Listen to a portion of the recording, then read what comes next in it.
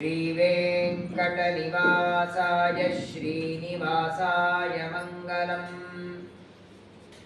मायावी परमानन्दं त्यक्त्वा वैकुण्ठमुत्तमम् स्वामी पुष्करणीतीरे रमया सह मोदते। कल्याणाद्भुतगात्राय कामितार्थप्रदायिने श्रीमद्वेङ्कटनाथाय श्रीनिवासाय ते नमः।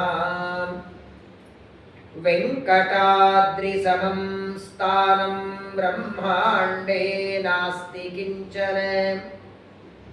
वेङ्कटेशसमो देवो न भूतो न भविष्यति। ब्रह्मरुद्रादिवन्द्यं त्वां भजे वेङ्कटनायकं। निवारयस्व अनिष्टानि साधनेष्टानि माधव। श्रीवेङ्कटेशं लक्ष्मीशम् अनिष्टघ्नम् अभीष्टदम् चतुर्मुखेरतनयं श्रीनिवासं भजे निशम्।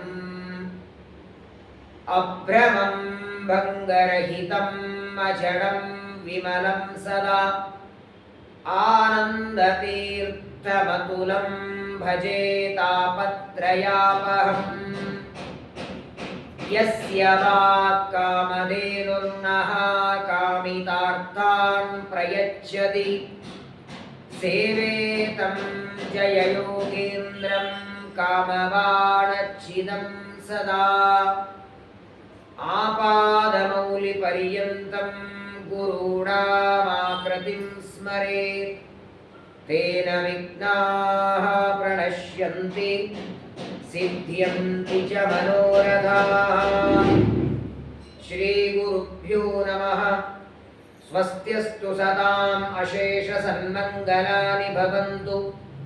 श्लोकैकश्रवणपठनमात्रेण कथा वक्तुश्च श्रोतॄणां निखिलकलिकतकल्मषापनूतनपटुतरे मोक्षादिखिलपुरुषार्थसाधनीभूते वेङ्कटेशमहात्म्ये यत्किञ्चित् पूर्वोक्तप्रमेयानुवादः। हरिः ओं हरिः ओं हरिः ओं। ಶ್ರೀ ಗುರುಭ್ಯೋ ನಮಃ. ಪರಮ ಪವಿತ್ರವಾದ ವೈಶಾಖ ಮಾಸ ಪ್ರಾರಂಭವಾಗಿದೆ.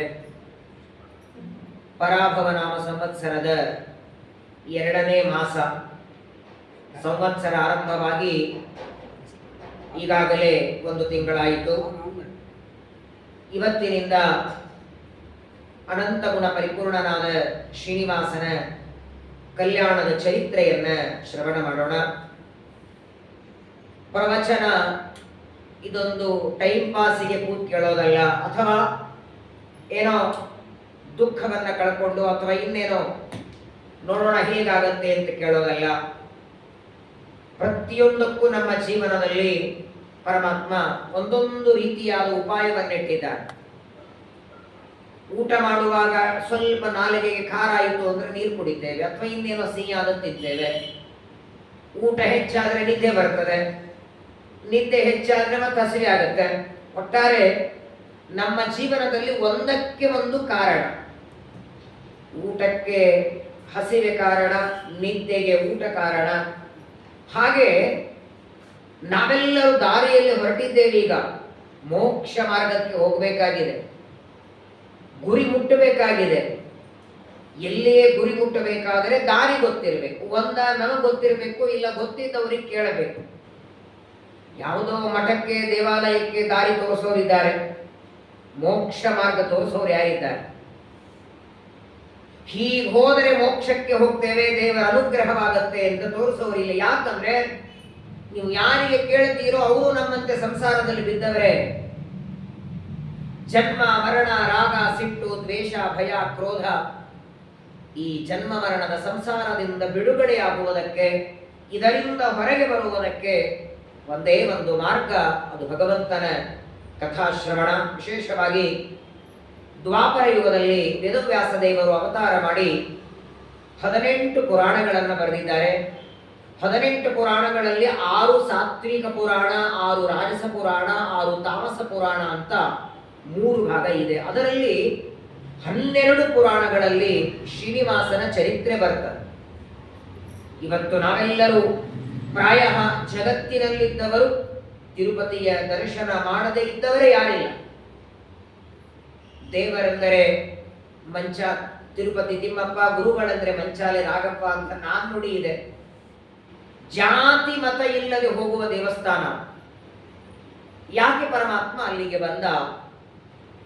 ವೈಕುಂಠ ಲೋಕದಿಂದ ಭೂಮಿಗೆ ಬರೋದಕ್ಕೆ ಕಾರಣ ಏನು? ಬಂದದ್ದೇ ಬಂದು ಅದೇ ಪರ್ವತದಲ್ಲಿ ಯಾಕೆ ನಿಂತ? ಅವನ ಚರಿತ್ರೆಯನ್ನ ಯಾಕೆ ಕೇಳಬೇಕು? ಈ ವೈಶಾಖ ಮಾಸದಲ್ಲಿ ಯಾಕೆ?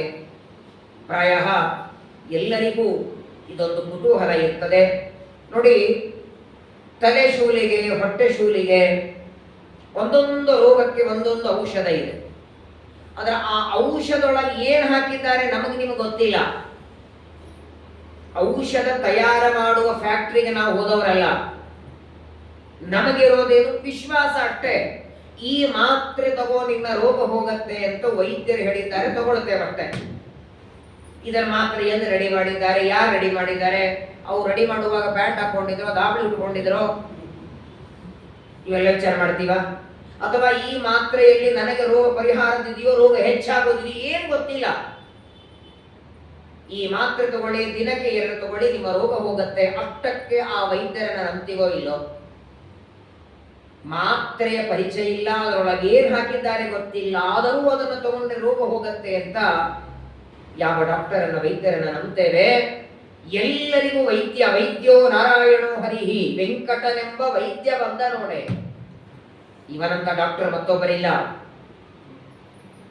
ಅವರಿಗೇನು ರೋಗ ಆಗಿದೆ ಅಂತ ತಿಳ್ಕೊಳ್ಳಿಕ್ಕೆ 1 ತಿಂಗಳು ಬೇಕು ಈ ಡಾಕ್ಟರ್ಗಳಿಗೆ. ಎಷ್ಟೋ ಜನರಿಗೆ ತಿಳಿಯಲ್ಲೋ. ಆದರೆ ಬರೇ ರೋಗ ತಿಳಿದು ಔಷಧ ಕೊಡೋ ವ್ಯಕ್ತಿಯಲ್ಲ, ಮತ್ತೆ ಆ ರೋಗ ಬರದೇ ಇರೋ ಹಾಗೆ, ಮತ್ತೆ ಮತ್ತೆ ಈ ಜನ್ಮ ಮರಣದ ರೋಗಕ್ಕೆ ಬರದೇ ಇರೋ ಹಾಗೆ ಔಷಧ ಕೊಡುವ ಡಾಕ್ಟರು ಅಂದ್ರೆ ದೇವರೊಬ್ಬನೇ. ಅದಕ್ಕಿರುವ ಔಷಧ ಅಂದ್ರೆ ಅದು ಭಗವಂತನ ಚರಿತ್ರೆ. ಸಂಸಾರ ರೋಗವನ್ನೇ ಕಿತ್ತಿ ಹಾಕ್ತಾನೆ. ರೋಗಾರ್ಥೋ ಮುಚ್ಯತೆ ರೋಗ ಬದ್ಧೋ ಮುಚ್ಚೇತ ಬಂಧನ. ಇದೇ ವೆಂಕಟೇಶ ಸ್ತೋತ್ರದಲ್ಲೇ ಬರೋದು. ಯಾರು ಪರಮಾತ್ಮನ ಸ್ಮರಣೆ ಮಾಡ್ತಾರೆ, ರೋಗ, ದಾರಿದ್ರ್ಯ, ಕಷ್ಟ, ಚಿಂತೆ, ತಾಪ ಎಲ್ಲ ಹೋಗ್ತದೆ. ಯಾರಿಗಿದೆ ಹೇಳಿ? ತಲೆ ಶೂಲೆ ಪರಿಹಾರ ಮಾಡುವ ಮಾತ್ರೆ ಹೊಟ್ಟೆ ಶೂಲೆ ಪರಿಹಾರ ಮಾಡಲ್ಲ. ಅದಕ್ಕೆ ಬೇರೆ ಮಾತ್ರೆ ತಗೋಬೇಕು ನೀವು. ಒಂದೇ ಮಾತ್ರೆ, ಭಗವಂತನ ಕಥಾಶ್ರವಣವೆಂಬ ಮಾತ್ರೆ ತಗೊಳ್ಳಿ. ತಲೆ ಶೂಲೆ, ಹೊಟ್ಟೆ ಶೂಲೆ, ಗಂಟ್ಲು ನೋವು ಎಲ್ಲ ರೋಗ ಹೋಗುವುದು ಮಾತ್ರವಲ್ಲ, ನಮಗ ಬೇಕಾಗುವ ಅಭಿಷ್ಟವನ್ನ ಕೊಡುವಂತಹ ಒಂದು ದೊಡ್ಡದಾದ ಚರಿತ್ರೆ. ಅದು ಬೇಸರ ಇಲ್ಲದೆ, ಇಡೀ ಜಗತ್ತಿನಲ್ಲಿ ನೋಡಿ ಬೇಸರ ಇಲ್ಲದೆ ಕೇಳುವ ಚರಿತ್ರೆ ಅಂದ್ರೆ ಅದು ದೇವರ ಚರಿತ್ರವನ್ನೇ. ನಿಮ್ದೇ ಕಥೆ ಯಾರಿಗಾರ ಹೇಳಿ ನೋಡಿ, ಎಷ್ಟೊಂದು ಕೇಳ್ತಾರೆ. ನೀವು ಪ್ರಾರಂಭ ಮಾಡೋ ಜಾಗ ಖಾಲಿ ಮಾಡಿಬಿಟ್ಟಿರ್ತಾರೆ. ಆದರದಿಂದ, ಶ್ರದ್ಧೆಯಿಂದ ಮತ್ತೆ ಮತ್ತೆ ಕೇಳಬೇಕು ಅಂತ ಅನಿಸೋದು ಅದು ಪರಮಾತ್ಮನ ಚರಿತ್ರೆ. ಅಂತಹ ಅನಂತ ಗುಣ ಪರಿಣಾದ ಪರಮಾತ್ಮ ವೈಕುಂಠ ಲೋಕ ಬಿಟ್ಟು ಕೃತಯುಗದಲ್ಲಿ ಪ್ರಹ್ಲಾದರಾಜನ ಭಕ್ತಿಗೆ ಮೆಚ್ಚಿ ನರಸಿಂಹ ರೂಪದಿಂದ ಬಂದ, ವರಾಹ ರೂಪನಾಗಿ ಬಂದ, ತ್ರೇತಾಯುಗದಲ್ಲಿ ರಾಮರೂಪದಿಂದ ಬರ್ತಾನೆ, ದ್ವಾಪರದಲ್ಲಿ ವೇದವ್ಯಾಸ ಕೃಷ್ಣ ರೂಪದಿಂದ ಭೂಮಿಗೆ ಬಂದ. ಹಾಗೆ ದ್ವಾಪರ ಯುಗದ ಕೊನೆ ಭಾಗದಲ್ಲಿ ಭೂಮಿಗೆ ಬಂದದ್ದು ಅದು ಶ್ರೀನಿವಾಸ. ಇನ್ನೂ ದ್ವಾಪರ ಯುಗ 10,000 ವರ್ಷ ಇತ್ತು. ಅದು ಮುಗಿದ ಮೇಲೆ ಕಲಿಯುಗ ಆಗಬೇಕು. ಆಗ ದೇವರು ಭೂಮಿಗೆ ಬಂದದ್ದು. ಅಂದ್ರೆ ಶ್ರೀನಿವಾಸ ಬೆಟ್ಟದ ಮೇಲೆ ನಿಂತು ದ್ವಾಪರ ಯುಗದ 10,000 ವರ್ಷ, ಈಗ ಕಲಿಯುಗದ 6,500 ವರ್ಷ, ಒಟ್ಟಾರೆ 16,500 ವರ್ಷಗಳ ಹಿಂದೆ ಪರಮಾತ್ಮ ಭೂಮಿಗೆ ಬಂದ.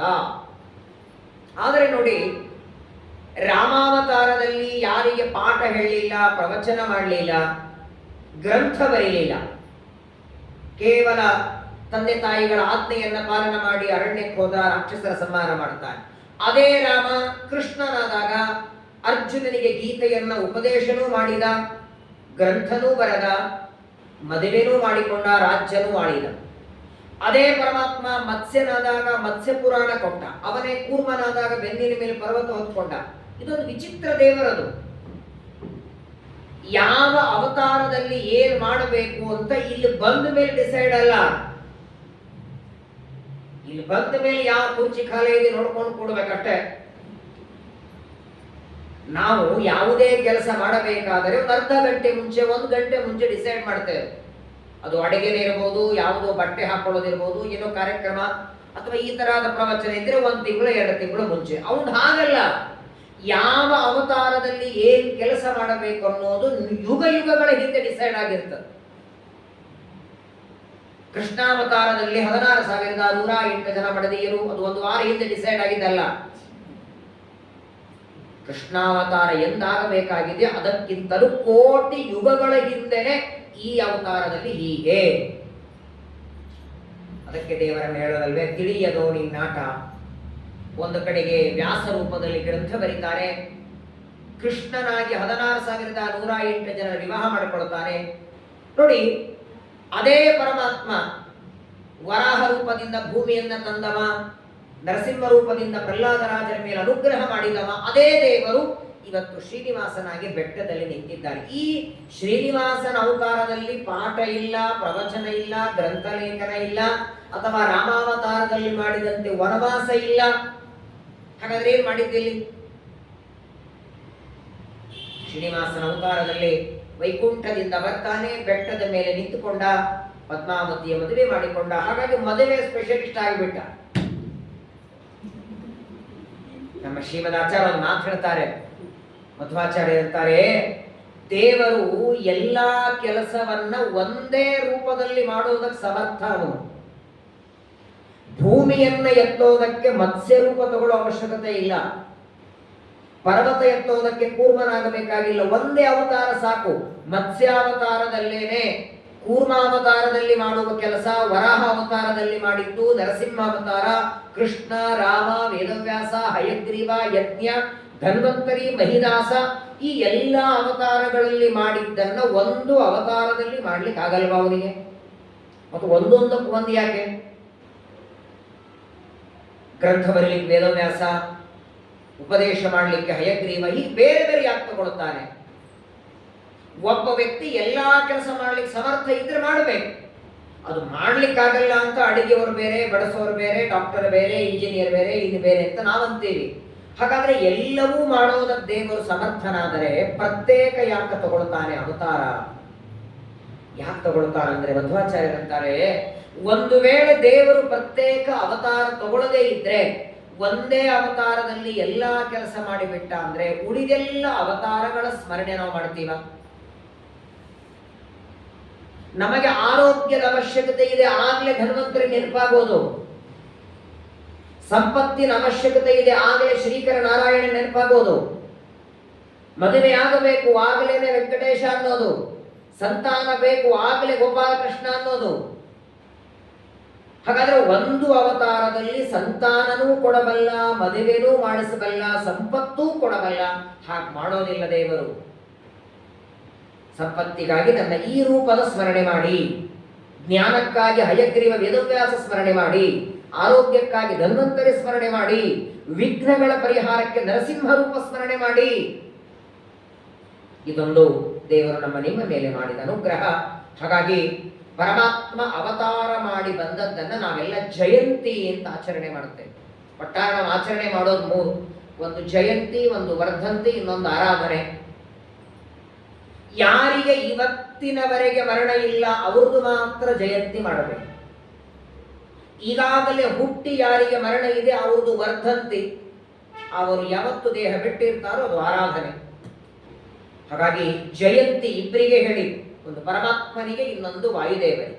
ಹನುಮ ಜಯಂತಿ, ಮಧ್ವ ಜಯಂತಿ, ಭೀಮ ಜಯಂತಿ. ನಿನ್ನೆ ಬಿಟ್ಟು ಮೊನ್ನೆ ಪರಶುರಾಮ ದೇವರ ಅವತಾರ ಮಾಡಿದ್ದೇನೆ ನೋಡಿ. ವೈಶಾಖ ಮಾಸದಲ್ಲಿ ಪರಮಾತ್ಮನ ವೇದವ್ಯಾಸ ಜಯಂತಿ ಬರ್ತದೆ, ನರಸಿಂಹ ಜಯಂತಿ, ಪರಶುರಾಮ ಜಯಂತಿ. 3 ಅವತಾರಗಳು ವೈಶಾಖ ಮಾಸದಲ್ಲಿ. ಜಯಂತಿ ಅಂದ್ರೆ ಏನು ಗೊತ್ತಾ? ನಮ್ಮ ಹಾಗೆ 9 ತಿಂಗಳು ತಾಯಿಯ ಗರ್ಭದಲ್ಲಿ ಇದ್ದು ಅನಿವಾರ್ಯವಾಗಿ ಬರುವ ಅವಶ್ಯಕತೆ ದೇವರಿಗಿಲ್ಲ. ಅವಶ್ಯಕತೆನೂ ಇಲ್ಲ, ಅನಿವಾರ್ಯತೆನೂ ಇಲ್ಲ. ಅಲ್ಲಿದ್ದವ ಇಲ್ಲಿ ಬರ್ತಾನೆ. ಸಾಯಂಕಾಲ 6 ಗಂಟೆಯವರೆಗೆ ಮನೆಯಲ್ಲಿದ್ದವರು 6:15 ಹಾಲಿಗೆ ಬಂದ್ರೆ, ಅಲ್ಲಿಂದ ಇಲ್ಲಿ ಬಂದ್ರೆ ನಿಮಗೆ ಹುಟ್ಟಿದ್ರು ಅಂತಾರೋ ಬಂದ್ರು ಅಂತಾರೋ. ಹಾಗೇನೆ ಅಲ್ಲಿದ್ದವ ಇಲ್ಲಿ ಬಂದ ಅಷ್ಟೇ. ಆ ಬರೋದಕ್ಕೆ ಆಂದವೇ ದಾರಿ ಬೇಕಲ್ಲ. ಕೆಲವು ಸಲ ಕೌಸಲ್ಯ ದೇವಿಯ ಗರ್ಭದಿಂದ ಬರ್ತಾನೆ, ಕೆಲವು ಸಲ ದೇವಕಿಯ ಗರ್ಭದಿಂದ. ಹೊರತು ತಂದೆ ತಾಯಿಗಳ ಅವಶ್ಯಕತೆ ಬೇಕೇ ಬೇಕು ಅಂತಿಲ್ಲ. ಹಾಗೆ ತಂದೆ ತಾಯಿಗಳ ಬೇಕೇ ಬೇಕು ಅಂದ್ರೆ ಶ್ರೀನಿವಾಸನ ತಂದೆ ತಾಯಿ ಯಾರು? ಮದುವೆ ಕಾಲದಲ್ಲಿ ಹೇಳ್ಕೊಳ್ತಾನೆ ವಸುದೇವ ದೇವಕಿ ಅಂತ. ಆದರೆ ಹುಟ್ಟಿದ್ದ ಅವರಿಂದ ಬಂದನ. ನರಸಿಂಹದೇವರ ತಂದೆ ತಾಯಿ ಯಾರು? ನಾಳೆ ಬರೋರಿದ್ದಾರೆ 30ನೇ ತಾರೀಕು ನರಸಿಂಹ ಜಯಂತಿ. ಸ್ತಂಭದಿಂದ ಬಂದು ಸ್ತಂಭಾರ್ಭಕ ಅಂತರ ವಾದಿರಾಜರು ಕೇವಲ ನಿಮಿತ್ತ ಮಾಡಿ ಭೂಮಿಗೆ ಬರ್ತಾನೆ. ವಿಶೇಷವಾಗಿ ಪರಾಭವ ನಾಮ ಸಂವತ್ಸರದ ಈ ವೈಶಾಖ ಮಾಸದಲ್ಲಿ ನಾಳೆ 30ನೇ ತಾರೀಕು ವರಾಹದೇವ ನರಸಿಂಹದೇವರ ಜಯಂತಿ. ಈ ಸಂದರ್ಭದಲ್ಲಿ ಶ್ರೀನಿವಾಸ ಕಲ್ಯಾಣದ ಒಂದು ಪ್ರವಚನವನ್ನ ಪ್ರತಿ ವರ್ಷ ನಾವೆಲ್ಲ ಕೇಳ್ತೇವೆ. ಕಾರಣ ನೋಡಿ, ಇವತ್ತೇನು ವೆಂಕಟಾಚಲದಲ್ಲಿ ತಿರುಮಲದಲ್ಲಿ ಆಶ್ವಿನ ಮಾಸದಲ್ಲಿ ಬ್ರಹ್ಮೋತ್ಸವ ಆಗತ್ತಲ್ಲ, ನವರಾತ್ರಿ, ಅದು ವಿವಾಹ ಮಾಡಿಕೊಂಡ ದಿನ ಅಲ್ಲ ದೇವರು. ಶ್ರೀನಿವಾಸ ಪದ್ಮಾವತಿಯನ್ನ ಮದುವೆ ಮಾಡಿಕೊಂಡದ್ದು ವೈಶಾಖ ಮಾಸ ಶುಕ್ಲ ಪಕ್ಷ ದಶಮಿ ತಿಥಿ ಶುಕ್ರವಾರ ಸಾಯಂಕಾಲ ಗೋಧೂಳಿ ಮುಹೂರ್ತದಲ್ಲಿ ಮದುವೆ. ಇದೊಂದೇ ಮದುವೆ ಸಾಯಂಕಾಲ ಅದು. ರುಕ್ಮಿಣಿಯನ್ನ ಕೃಷ್ಣ ಮಾಡಿಕೊಂಡದ್ದು, ಸೀತಾದೇವಿಯನ್ನ ರಾಮ ಮಾಡಿಕೊಂಡದ್ದು. ಎಲ್ಲ ಮದುವೆಗಳು ಸೂರ್ಯೋದಯಕ್ಕಾದರೆ ಸೂರ್ಯಾಸ್ತಕ್ಕೆ ಇದು ಒಂದು ಮದುವೆ. ಹಾಗಾಗಿ ಪ್ರತಿ ವರ್ಷ ವೈಶಾಖ ಮಾಸದ ಈ ಸಂದರ್ಭದಲ್ಲಿ ಶ್ರೀನಿವಾಸನ ಕಲ್ಯಾಣೋತ್ಸವವನ್ನು ಕೇಳುವ ಒಂದು ಸಂಪ್ರದಾಯ ಇದೆ. ವೈಶಾಖ ಶುದ್ಧ ದಶಮಿ ವಿವಾಹ ಮಾಡಿಕೊಂಡ. ಸಾಮಾನ್ಯವಾಗಿ ಮದುವೆಯಾದ ಮೇಲೆ 6 ತಿಂಗಳು ಪರ್ವತ ಏರಬಾರ್ದು. ಪರ್ವತ ಅಲ್ಲ, ಮಹಡಿನೂ ಏಳಬಾರ್ದಂತೆ. ಒಟ್ಟಾರೆ ಪಾವುಟಿಗೆಯಿಂದ ಏರಲೇಬಾರ್ದು 6 ತಿಂಗಳು ದಂಪತಿಗಳು. ಇದನ್ನು ಜಗತ್ತಿಗೆ ದೇವರು ತೋರಿಸಬೇಕು. ಹಾಗಾಗಿ ವೈಶಾಖದಲ್ಲಿ ವಿವಾಹ ಮಾಡಿಕೊಂಡು ವೈಶಾಖ ಜ್ಯೇಷ್ಠ ಆಷಾಢ ಶ್ರಾವಣ ಭಾದ್ರಪದ ಆಶ್ವಿನ, ಆಶ್ವಿನಕ್ಕೆ 6 ತಿಂಗಳಾಗತ್ತೆ. ವಿವಾಹ ಮಾಡಿಕೊಂಡು 6 ತಿಂಗಳದ ನಂತರ ಹೆಂಡತಿ ಪದ್ಮಾವತಿಯನ್ನ ಕರ್ಕೊಂಡು ಮೇಲೆ ಬಂದ. ಆಗ ಬ್ರಹ್ಮದೇವರು ಮಾಡಿದ ಉತ್ಸವ ಅದು ಬ್ರಹ್ಮೋತ್ಸವ ಅಂತಾಯಿತು. ಯಾಕೆ? ಮದುವೆ ಆದ ಮೇಲೆ ಮೊದಲನೇ ಬಾರಿ ದಂಪತಿಗಳು ಮೇಲೆ ಬಂದಿದ್ದಾರೆ ಬೆಟ್ಟಕ್ಕೆ. ವಾಸ್ತವಿಕವಾಗಿ ಪರ್ವತವನ್ನ ಯಾವುದೋ ಮೇಲಿನ ಮೆಟ್ಟಲು ಏರಬಾರದು ಅಂತ ನಿಯಮ ಮಾಡಿದ್ದಲ್ಲ, ಆ ನಿಯಮ ಆಚರಣೆನೂ ದೇವರ ಮಾಡದ. ಆದ್ರೆ ಅವನೊಬ್ಬನೇ ಮಾಡದ. ಅದನ್ನ ಸಾಮಾನ್ಯವಾಗಿ ನಿಯಮ ಯಾರ ಸಲುವಾಗಿ ಇರ್ತದೆ? ದೇವರಿಗೆ ಯಾವ ನಿಯಮ ಇಲ್ಲ. ಏಕಾದಶಿ ವ್ರತ ದೇವರು ಯಾಕೆ ಮಾಡ್ತಾನೆ ಹೇಳಿ? ಏಕಾದಶಿ, ವಿಷ್ಣು ಪಂಚಕ, ಭೀಷ್ಮ ಪಂಚಕ ಯಾವುದು ದೇವರಿಗಿಲ್ಲ. ಹಾಗಾದ್ರೆ ಲಕ್ಷ್ಮೀ ದೇವಿಯನ್ನ ಆರಂಭ ಮಾಡಿ ದೇವತೆಗಳಿಗೆಲ್ಲ ವ್ರತ ಇದೆ, ನಮ್ಮ ನಿಮ್ಮ ಮನುಷ್ಯರಿಗಿದೆ. ನಮಗಾಗಿ ಏಕಾದಶಿ ಮಾಡ್ತಾನೆ, ದ್ವಾದಶಿ ಬೆಳಗ್ಗೆ ಊಟ ಮಾಡ್ತಾನೆ, ಚಾತುರ್ಮಾಸ್ಯ ಮಾಡ್ತಾನೆ. ಹಾಗೆ ತನ್ನ ಭಕ್ತರಿಗಾಗಿ ತಾನು ಎಲ್ಲ ವ್ರತ ಉಪವಾಸವನ್ನ ಮಾಡ್ತಾನೆ ಪರಮಾತ್ಮ. ಹಾಗೇನೆ ವೈಶಾಖ ಮಾಸದಲ್ಲಿ ವಿವಾಹವನ್ನ ಮಾಡಿಕೊಂಡು 6 ತಿಂಗಳು ಪರ್ವತಾರೋಹಣವನ್ನ ಮಾಡಲಿಲ್ಲ. ಅಂತಹ ಶ್ರೀನಿವಾಸನ ಒಂದು ವಿವಾಹದ ಚರಿತ್ರೆ ಇವತ್ತಿನಿಂದ ದಶಮಿಯವರೆಗೆ. ಸಾಮಾನ್ಯವಾಗಿ ನಮ್ಮ ಮುಖ ಕನ್ನಡಿಯಲ್ಲಿ ಚೆನ್ನಾಗಿ ಕಾಣಬೇಕು ಅಂದ್ರೆ ಏನ್ ಮಾಡಬೇಕು? ಕನ್ನಡಿಯನ್ನು ತೊಳೆಯೋದ? ಅದಕ್ಕೆ ಪೌಡರ್ ಹಚ್ಚೋದ? ಇಲ್ಲ, ಮುಖ ಪಡ್ಕೊಂಡ್ರೆ ಸಾಕು. ಯಾಕೆ ಹೇಳಿ? ಇದು ಬಿಂಬ, ಕನ್ನಡಿಯಲ್ಲಿ ಕಾಣುವುದು ಪ್ರತಿಬಿಂಬ.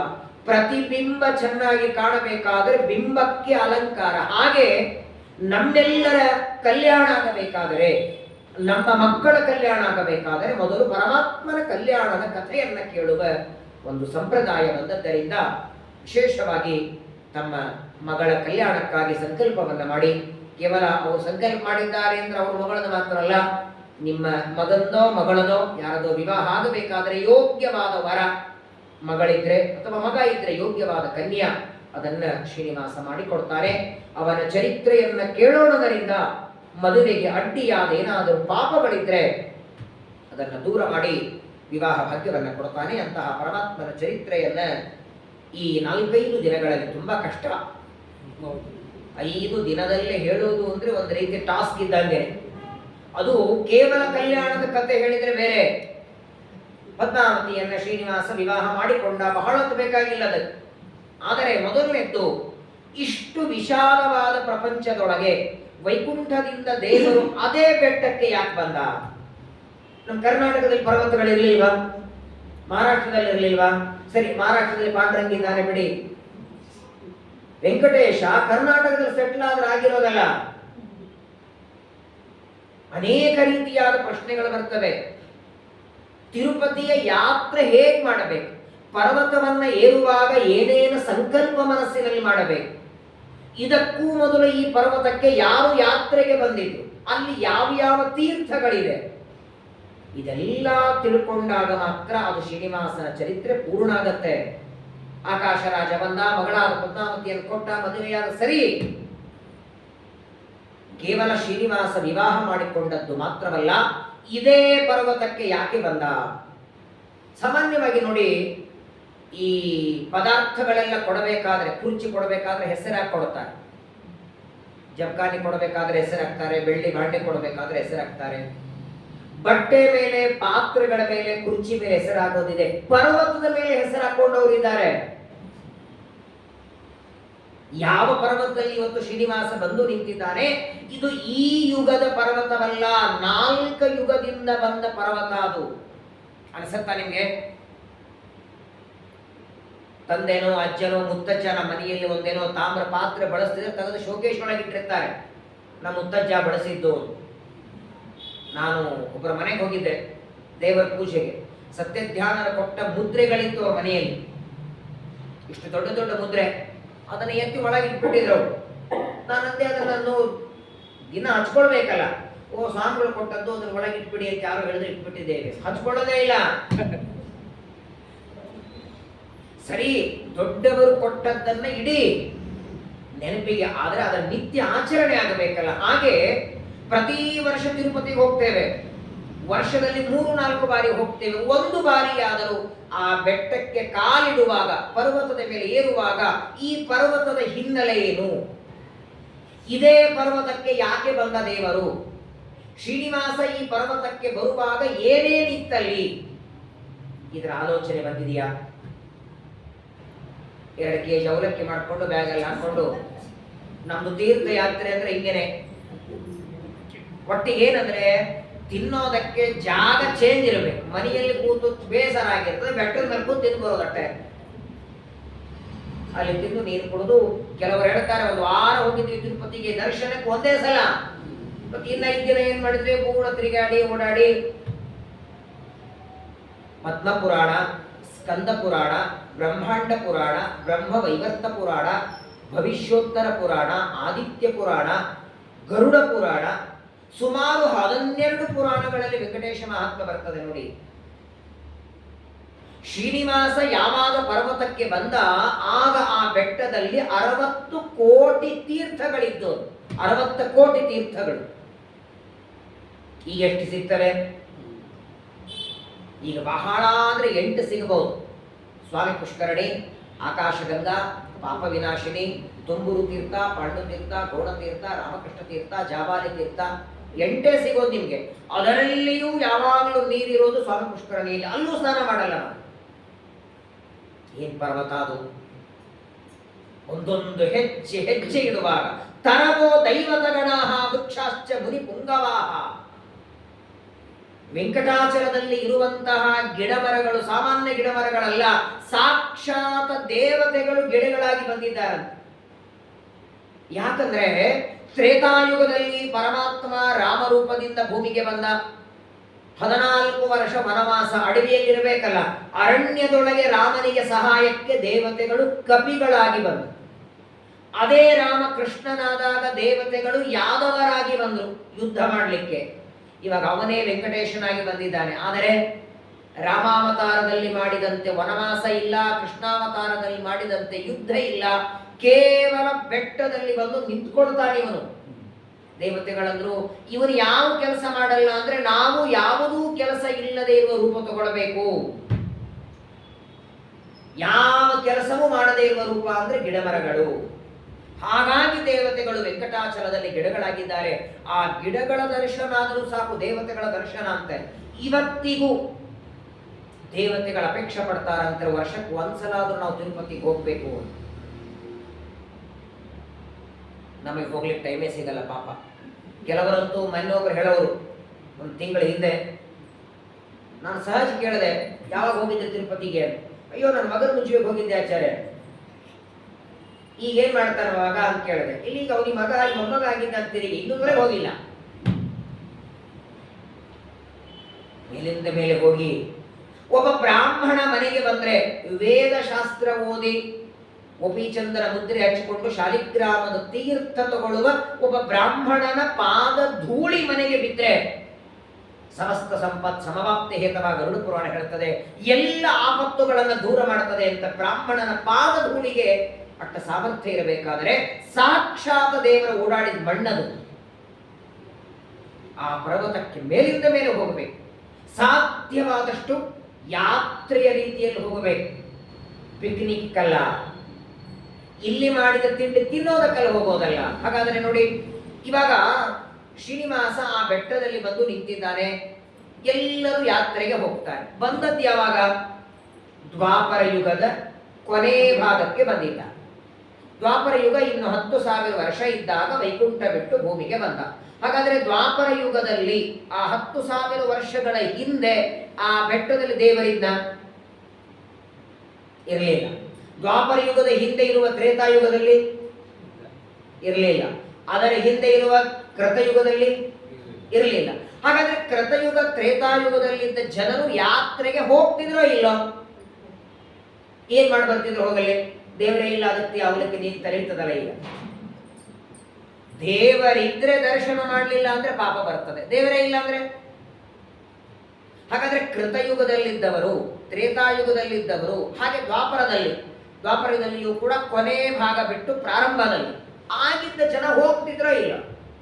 ಏನ್ ಮಾಡ್ತಿದ್ರು? ಹೋಗಲಿ. ಶ್ರೀನಿವಾಸ ಇರಲಿಲ್ಲ. ಶ್ರೀನಿವಾಸ ದ್ವಾಪರದ ಕೊನೆಗೆ ಬಂದದ್ದು. ಆದ್ರೆ ವರಾಹ ದೇವರು ಯಾವಾಗಲೂ ಇದ್ದದಲ್ಲಿ. ಹಾಗಾಗಿ ಅದು ಆದಿ ವರಾಹ ಕ್ಷೇತ್ರ ಅದು. ಹಾಗಾಗೇನೆ ಆ ಪರ್ವತಕ್ಕೆ ನೋಡಿ, ಸಾಮಾನ್ಯವಾಗಿ ನಮ್ಮಲ್ಲಿ ಏನಾದರೂ ಕಲಿಯೋದು ಎರಡು ರೀತಿಯಿಂದ ಇರ್ತದೆ. ಒಂದು, ಯಾರಾದರೂ ಉಪದೇಶದಿಂದ ಕಲಿಬೇಕು, ಇಲ್ಲ ಆದ್ರೆ ಯಾರಾದರೂ ಮಾಡಿದ್ದನ್ನ ನೋಡಿ ಮಾಡಬೇಕು. ಈ ತೀರ್ಥ ವಿಧಿ ಮಾಡುವಾಗ ನೋಡ್ಬೇಕು, 10 ಜನರಿಗೆ ಕೂಡಿಸಿ ಮಾಡಿಸ್ತಿರ್ತೀವಲ್ಲ, ಅಲ್ಲಿ ಯಾರು ಅವ್ರು ಕೂತು ಮಾಡ್ತಿರ್ತಾರೆ ಪಾಪ, ಅವರನ್ನ ನೋಡಿ ಮಾಡ್ತಿರ್ತಾರೆ. ಇವರು ಸೋದರ ಮಾವ ಇದ್ರು, ಅವ ಇಟ್ಟರೆ ಇವರು ಇಟ್ಟು ಬಿಡ್ತಾರೆ ಅಷ್ಟೇ. ಸೋದರ ಮಾವ ಭಾಗ್ಯ ಇದ್ದಾಗಲೇ ಪಿಂಡದಾನ ಅವನಿಗೆ. ಇನ್ನೊಬ್ಬರ ಮಾಡಿದ್ದನ್ನ ನೋಡಿ ಮಾಡಿ, ಆದ್ರೆ ಅದರಲ್ಲೂ ಸ್ವಲ್ಪ ತಿಳುವಳಿಕೆ ಬೇಕು. ಹಾಗೆ ನೋಡಿ, ಕೃತಯುಗದಲ್ಲಿ ತ್ರೇತಾಯುಗದಲ್ಲಿ ಈ ಪರ್ವತದ ಯಾತ್ರೆಗೆ ಹೇಗೆ ಬರ್ತಿದ್ರು ಅದನ್ನ ಕಥೆಯಲ್ಲಾದ್ರೂ ಕೇಳ್ರಿ. ಆಗೇನಾಗತ್ತಂದ್ರೆ, ಅವರು ಮಾಡಿದಂತೆ ನಾವು ಯಾತ್ರೆ ಮಾಡದೇ ಇದ್ರೂ ಪರವಾಗಿಲ್ಲ, ಕಾಲ್ನಡಿಗೆಯಿಂದ ಹೋಗಿ ಮೊಳಕಾಲಿನಿಂದ ಪರ್ವತ ಏರ್ಬೇಕಂತೆ. ಆಗತ್ತಾ? ವ್ಯಾಸರಾಜ ಗುರುಸಾರ್ವಭೌಮರು 12 ವರ್ಷ ತಿರುಪತಿಯಲ್ಲಿ ಶ್ರೀನಿವಾಸನ ಪೂಜೆಗೆ ಇದ್ರೆ ಸಮಗ್ರವಾದ ಪರ್ವತ ಶಾಲಿಗ್ರಾಮ ಕ್ಷೇತ್ರ ಅವರಿಗೆ. ಮಲಮೂತ್ರ ವಿಸರ್ಜನೆ ಮೇಲೆ ಮಾಡಬಾರದಂತೆ ಪರ್ವತದ ಮೇಲೆ, ನಾವು ಎಲ್ಲರ ಮೇಲೇನೆ. ಕೃತಯುಗದಲ್ಲಿ ಈ ಪರ್ವತಕ್ಕೆ ವೃಷಭಾಚಲ ಅಂತ ಹೆಸರು. ಅಚಲ ಅಂದ್ರೆ ಪರ್ವತ. ಕೃತಯುಗದಲ್ಲಿ ವೃಷಭಾಚಲ, ತ್ರೇತಾಯುಗದಲ್ಲಿ ಅಂಜನಾಚಲ, ದ್ವಾಪರದಲ್ಲಿ ಶೇಷಾಚಲ, ಈಗ ಕಲಿಯುಗದಲ್ಲಿ ವೆಂಕಟಾಚಲ. ಇದಕ್ಕೆ ಪದ್ಮಪುರಾಣದಲ್ಲಿ, ಸ್ಕಂದ ಪುರಾಣದಲ್ಲಿ, ಭವಿಷ್ಯೋತ್ತರ ಪುರಾಣದಲ್ಲಿ ಹೆಸರುಗಳು ಕೊಡ್ತಾರೆ ನೋಡಿ. ವಿಚಿತ್ರ ಅಲ್ವಾ? ಈಗ ಈ ಮೈಕನ್ನ ನೀವೆಲ್ಲರೂ ಇದನ್ನ ಮೈಕೆ ಅಂತಿದ್ರಿ, ನಿಮ್ಮ ತಂದೆಯವರು ಇದಕ್ಕೆ ಏನಂತಿದ್ರು? ಅವ್ರ ತಂದೆಯವರು. ಚೇಂಜ್ ಅಂತೂ ಆಗಲ್ಲ. ಹಾಗಾದ್ರೆ ಒಂದು ವಸ್ತುವಿಗೆ ಒಂದೇ ಹೆಸರಿರುವಂತ ಅನ್ನೋದು ಈ ಪರ್ವತಕ್ಕೆ ಯಾಕೆ ಬೇರೆ ಬೇರೆ? ಕೃತಯುಗದಲ್ಲಿದ್ದವರು ಪರ್ವತಕ್ಕೆ ವೃಷಭಾಚಲ ಅಂತ ಕರೆದರು, ದ್ವಾಪರದಲ್ಲಿ ಬಂದವರು ಶೇಷಾಚಲ ಅಂದ್ರು, ತ್ರೇತಾಯುಗದಲ್ಲಿ ಅಂಜನಾಚಲ ಅಂದ್ರು. ಪರ್ವತ ಒಂದೇ. ಈಗ ಇದು ಮೈಕ್ ಬರೀ ಬೆಂಗಳೂರಲ್ಲ, ಇದು ಮೈಸೂರಿಗೆ ಹೋದ್ರು ಇದನ್ನ ಮೈಕೆ ಅನ್ನೋದು, ನೇಪಾಳಕ್ಕೆ ತಗೊಂಡೋದ್ರು ಮೈಕೆ ಅನ್ನೋದು ಇದನ್ನ ಅಲ್ವಾ? ಅಥವಾ ಮೈಸೂರು ತಗೊಂಡು ಬಾಳೆಹಣ್ಣು ಅಂತಾರ ಇದಕ್ಕ? ಇಲ್ಲ ತಾನೆ. ವಸ್ತು ಒಂದಾದ ಮೇಲೆ ಯಾವ ಊರಿಗೆ ಹೋದ್ರೂ ಒಂದೇ ಹೆಸರು. ಈ ಯುಗ ಬೇರೆ ಆದರೆ ವಿಶ್ವಾವಸುನಾಮ ಸಂವತ್ಸರದಲ್ಲಿ ಮಾತ್ರ ಇದನ್ನ ಆಚಾರ ಮೈಕ್ ಅಂತೀವಿ.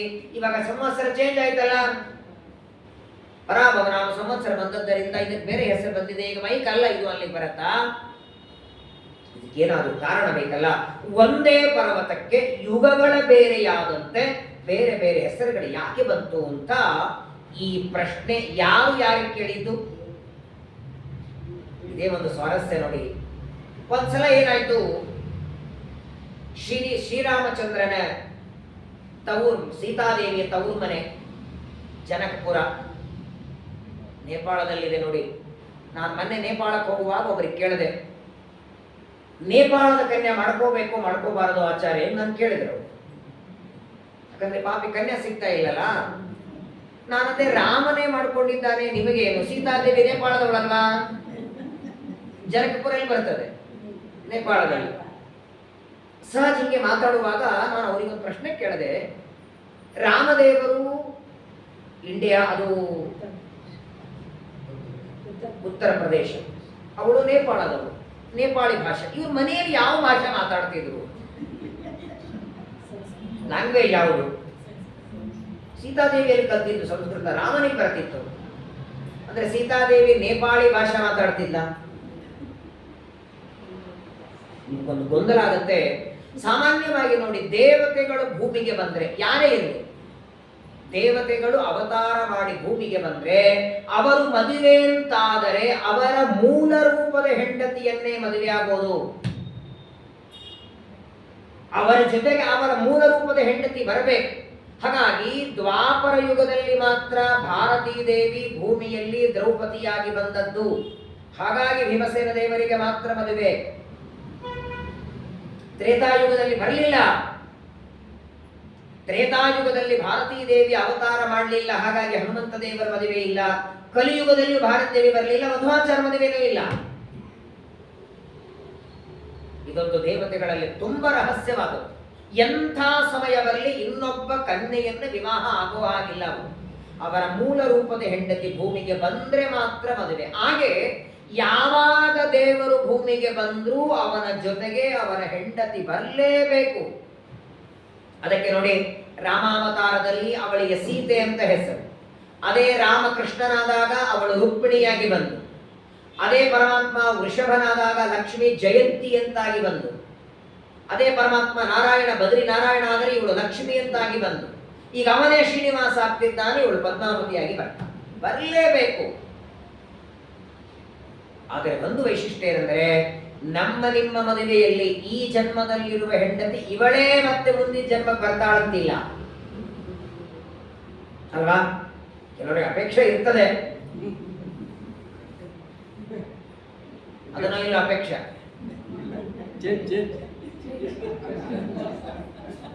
ಏನೋ ಒಳಗೆ ಬೇರೆ ಬೇರೆ ಕಾರಣಗಳಿರ್ತದೆ. ಆದ್ರೆ ದೇವರಿಗೆ ನೋಡಿ, 100 1000 ಕೋಟಿ ಕೋಟಿ ಅವತಾರ ಮಾಡಿ ಬರಲಿ, ಅವಳೇ ಹೆಂಡತಿ. ಲಕ್ಷ್ಮೀ ದೇವಿಗೆ ಪರಮಾತ್ಮನ ಹೊರತಾಗಿ ಬೇರೆ ಗಂಡ ಇಲ್ಲ, ಪರಮಾತ್ಮನಿಗೆ ಲಕ್ಷ್ಮೀ ಹೊರತು ಬೇರೆ ಹೆಂಡತಿ ಇಲ್ಲ. ಹಾಗಾದ್ರೆ ಇವರಿಬ್ಬರು ಅನಾದಿ ಕಾಲದ ದಂಪತಿಗಳು ಮತ್ತು ಪದೇ ಪದೇ ಮದುವೆ ಮಾಡ್ಕೋತಾರೆ. ರುಕ್ಮಿಣಿಯನ್ನು ಮದುವೆ ಬಿಡಿ, ರುಕ್ಮಿಣಿ ಮದುವೆ ಸೀತಾದೇವಿಯ ಮದುವೆ ಒಂದೊಂದು ಸಲ ಆಗಿದ್ದು. ಇವನಂತೂ ದಿನ ಮಾಡ್ಕೊತಾನೆ. ವೆಂಕಟೇಶ್ ನೋಡಿಲ್ಲ ತಿರುಪತಿಯಲ್ಲಿ ಸೇವಾ ಮಾಡಿಬಿಟ್ಟಿದ್ದಾರೆ ಅದನ್ನ. ನಿತ್ಯೋತ್ಸವೋ ಭವೇ ತೇಷಾಂ ನಿತ್ಯಶ್ರೀ ನಿತ್ಯ ಮಂಗಳಂ. ನಮ್ಮ ನಿಮ್ಮ ಮದುವೆ ಒಂದೇ ಸಲ ತಾನೆ, ಆನಿವರ್ಸರಿ ಮಾಡ್ಕೋತೀವಿ ಪ್ರತಿ ವರ್ಷ ಮದುವೆನೇ. ನಾವು ಒಂದ್ಸಲನೇ ಸಾಕಾಗಿದೆ. ವರ್ಷಕ್ಕೆ ಒಂದು ಸಲ ಮದುವೆ ಮಾಡಿಕೊಂಡ ದಿನ ಅಂತ ಆನಿವರ್ಸರಿ. ಹಾಗಾದ್ರೆ ಒಂದು ದಿನಕ್ಕೆ ಮದುವೆ ಮಾಡ್ಕೋತಾನೆ. ಪ್ರತಿನಿತ್ಯ ಮದುವೆ ಮಾಡ್ಕೊಳ್ಳೋರು ದೇವರೊಬ್ಬನೇ. ಯಾಕೆ? ಬೇರೆ ಹೆಂಡತಿ ಇದ್ರೆ ದಿನಕ್ಕೊಂದು ಮಾಡ್ಕೊಂಡ್ರು ಚಿಂತೆ ಇಲ್ಲ, ಅವಳೇ ಹೆಂಡತಿ, ಬೇಸರ ಆಗಲ್ವಾ? ಅದಕ್ಕೆ ಹೇಳೋದು, ಪರಮಾತ್ಮ ಪ್ರತಿನಿತ್ಯ ಮದುವೆ ಮಾಡಿಕೊಳ್ಳುವುದು ಕಾರಣ ಏನು ಅಂದ್ರೆ, ಅವನ ಮದುವೆ ಅವನಿಗೋಸ್ಕರ ಮಾಡ್ಕೊಳ್ಳಲ್ಲ, ಇದೇ ವ್ಯತ್ಯಾಸ ನೋಡಿ. ನಾವೆಲ್ಲ ಮಂಗಳಸೂತ್ರ ಕಟ್ಟುವಾಗ ಮಾಂಗಲ್ಯಂ ತಂತು ನಾನೇನ ಮಮ ಜೀವನ ಹೇತುನಾ ಅಂತೀವಿ.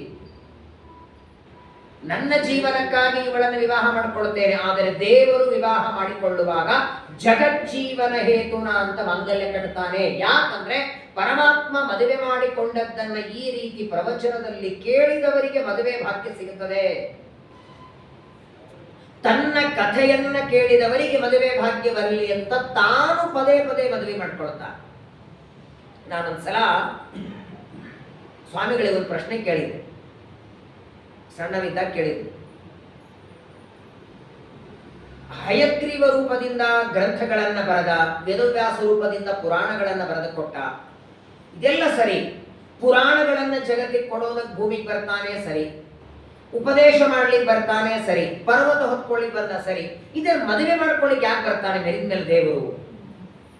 ಅದು ತುಂಬಾ ಚೆನ್ನಾಗಿ ಹೇಳಿದ್ರು ಸ್ವಾಮಿಗಳಲ್ಲಿ. ನೋಡು, ನೀನು ಒಂದು ಕತೆ ಹೇಳ್ತೇನೆ ಕೂಡು ಅಂತ ಒಂದು ಕತೆ ಹೇಳ್ತೇನೆ. ಒಂದ್ಸಲ ಏನಾಯ್ತು, ಬ್ರಹ್ಮದೇವರು ವೈಕುಂಠಕ್ಕೆ ಹೋಗಿದ್ರಂತೆ. ಪರಮಾತ್ಮ ಮಲಗಿದ್ದ ಶೇಷನ ಮೇಲೆ.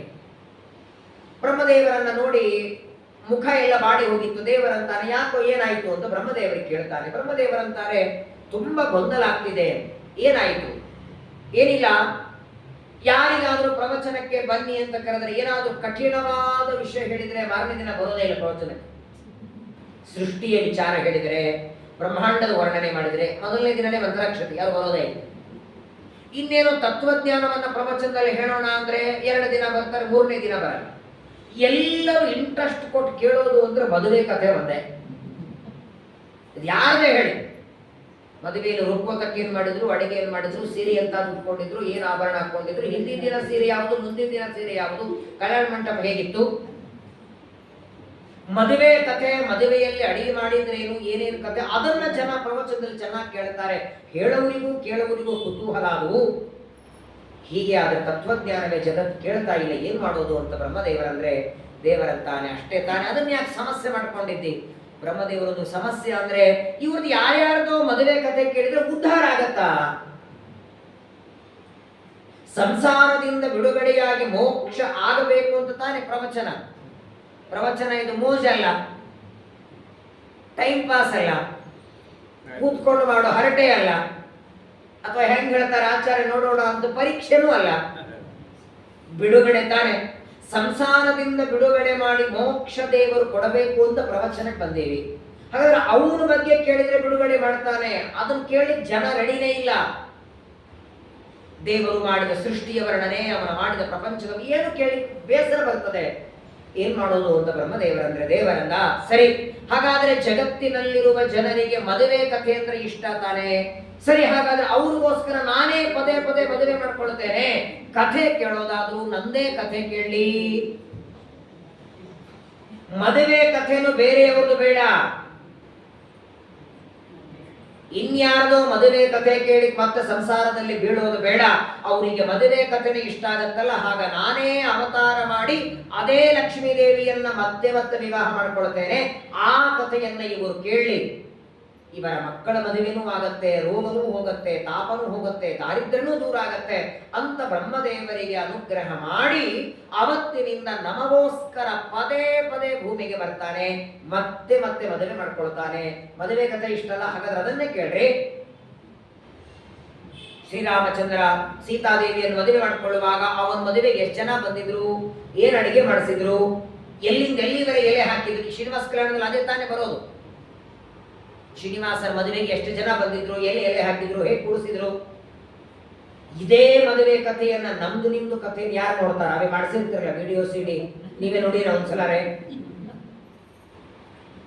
6:30 ಗಂಡ ಆಫೀಸಿಗೆ ಹೊರಡಬೇಕು, 5 ಗಂಟೆಗೆ ಎದ್ದು ಸ್ನಾನ ಮಾಡಿ 6:30 ಬಸ್ ಕ್ಯಾಬ್ ಬರ್ತದೆ.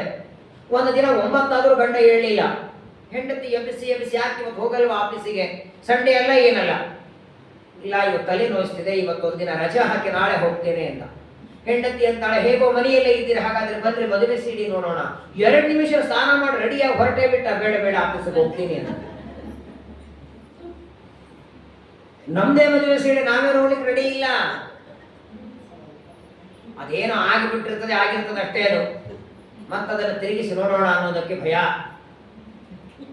ಆದರೆ ನೋಡಿ ಅತೀ ಆನಂದ ಆಗೋದು. ಏನ್ ದೇವತೆಗಳ ಸಂಭ್ರಮ, ಪರಮಾತ್ಮ ಮದುವೆ ಮಾಡಿಕೊಂಡದ್ದು ಲಕ್ಷ್ಮೀ ದೇವಿಯನ್ನು ಯಾವುದೇ ಅವತಾರದ ಕಥೆ ತಗೊಳ್ಳಿ, ವಿಶೇಷವಾಗಿ ಸ್ಮರಣೆ ಮಾಡಿದರೆ ಪಾಪ ಹೋಗ್ತದೆ, ಶ್ರವಣ ಮಾಡಿದರೆ ಭಾಗ್ಯ ಸಿಗುತ್ತದೆ, ಮದುವೆ ಭಾಗ್ಯ ಬರ್ತದೆ ಅನ್ನೋದಕ್ಕಾಗಿ ಪರಮಾತ್ಮ ಮೇಲಿಂದ ಮೇಲೆ ವಿವಾಹ ಮಾಡ್ಕೊಳ್ತಾನೆ. ಅದರಲ್ಲಿಯೂ ವಿಶೇಷ ಅಂದ್ರೆ ಇವತ್ತಿಗೂ ಪ್ರತಿನಿತ್ಯದಲ್ಲಿ ಮದುವೆ ಮಾಡಿಕೊಳ್ಳೋನು ಅಂದ್ರೆ ಅದು ಅನಂತ ಗುಣಪೂರ್ಣನಾದ ಶ್ರೀನಿವಾಸ. ಈ ಪರ್ವತಕ್ಕೆ ಯಾಕೆ ಬಂದು ನಿಂತ ದೇವರು? ಇದೇ ಬೆಟ್ಟ ಯಾಕೆ ಬೇಕಾಯಿತು ಅವನಿಗೆ ಅಂದ್ರೆ ನೋಡಿ, ಇವಾಗೇ ನೀವು ತಿರುಪತಿಗೆ ಹೋದಾಗ ಮೇಲೆ ಏರ್ತಿರಲ್ಲ ತಿರುಮಲಕ್ಕೆ, ಆ ಪರ್ವತ ನಿನ್ನೆ ಮೊನ್ನೆದಲ್ಲ, ಅಥವಾ ಯಾರೋ ಒಬ್ಬ ರಾಜ ಕಲ್ಲು ಮಣ್ಣು ಹಾಕಿ ಕಟ್ಟಿದ್ದಲ್ಲ. ನಮ್ಮ ಉತ್ತರಾದಿ ಮಠದ ಸ್ವಾಮಿಗಳ ರಾಮದೇವರ ಪೂಜೆಯಾದ್ರೆ ಕೊನೆಗೆ ಆ ಪ್ರತಿಮೆಗಳನ್ನ ತೋರಿಸುವಾಗ ಹೇಳ್ತಾರೆ ನೋಡಿ, ಚತುರ್ಯುಗ ಮೂರ್ತಿ ಚತುರ್ಮುಖ ಬ್ರಹ್ಮ ಕರಾರ್ಚಿತ ಮೂಲ ರಾಮದೇವರು ಅಂತ. ಹಾಗೆ ಆ ಪ್ರತಿಮೆ ಹೇಗೆ ಚತುರ್ಯುಗದಿಂದ ಬಂದದ್ದೋ ಹಾಗೆ ಈ ಪರ್ವತ ಇವತ್ತು ಶ್ರೀನಿವಾಸ ಬಂದು ನಿಂತ ಪರ್ವತ ಅದು ನಿನ್ನೆ ಮೊನ್ನೆದಲ್ಲ, 4 ಯುಗಗಳ ಇತಿಹಾಸ ಇದೆ ಆ ಪರ್ವತಕ್ಕೆ. ಹಾಗಾಗಿ ಆ ಪರ್ವತ ಬಿಟ್ಟು ಬೇರೆ ಕಡೆ ಬರಲಿಲ್ಲ. ಮೊನ್ನೆನೇ ಒಬ್ಬರು ಕೇಳಿದ್ರು ನೇಪಾಳಲ್ಲಿ, ಆಂಧ್ರದಲ್ಲಿ ಯಾಕೆ ಹೋಗಿ ನಿಂತ ದೇವರು? ಕರ್ನಾಟಕದಲ್ಲಿ ನಿಂದಿರಬೇಕಾಗಿತ್ತು, ನಮ್ಮಲ್ಲೂ ಬೇಕಾದಷ್ಟು ಪರ್ವತಗಳಿದ್ದು, ಅಲ್ಲಿಂದ ಪರ್ವತಗಳು ಬೇಕಾದಷ್ಟಿವೆ. ಆದ್ರೆ ಆ ಪರ್ವತದ ಹಿನ್ನೆಲೆ ಇದೆಯಪ್ಪ. ಸಾಕ್ಷಾತ್ ಬ್ರಹ್ಮದೇವರು ತಪಸ್ಸು ಮಾಡಿದ ಪರ್ವತ ಅದು, ವಾಯುದೇವರು ತಪಸ್ಸು ಮಾಡಿದ ಜಾಗ ಅದು, ಇಂದ್ರಾದಿ ದೇವತೆಗಳೆಲ್ಲ ಬಂದು ನಿಂತದ್ದು. ಇದಕ್ಕೆ ಒಂದು ಸಣ್ಣ ಕಥೆಯನ್ನ ಹೇಳ್ತಾರೆ. ಒಂದ್ಸಲ ಏನಾಯಿತು, ಜನಕಪುರದಲ್ಲಿ ಜನಕ ಮಹಾರಾಜ ಸೀತಾದೇವಿಯ ತಂದೆ. ವಾಸ್ತವಿಕವಾಗಿ ಅವನ ಹೆಸರು ಜನಕರಾಜ ಅಲ್ಲ, ಜನಕಪುರದಲ್ಲಿ ಇದ್ದದ್ದರಿಂದ ಜನಕ ರಾಜ. ಅವನ ಹೆಸರೇನು? ಸೀರಧ್ವಜ ಅಂತ ಹೆಸರು. ಸೀತಾದೇವಿಯ ತಂದೆ ಹೆಸರು ಸೀರಧ್ವಜ, ತಾಯಿ ಹೆಸರು ಸುನಯನಾದೇವಿ ಅಂತ.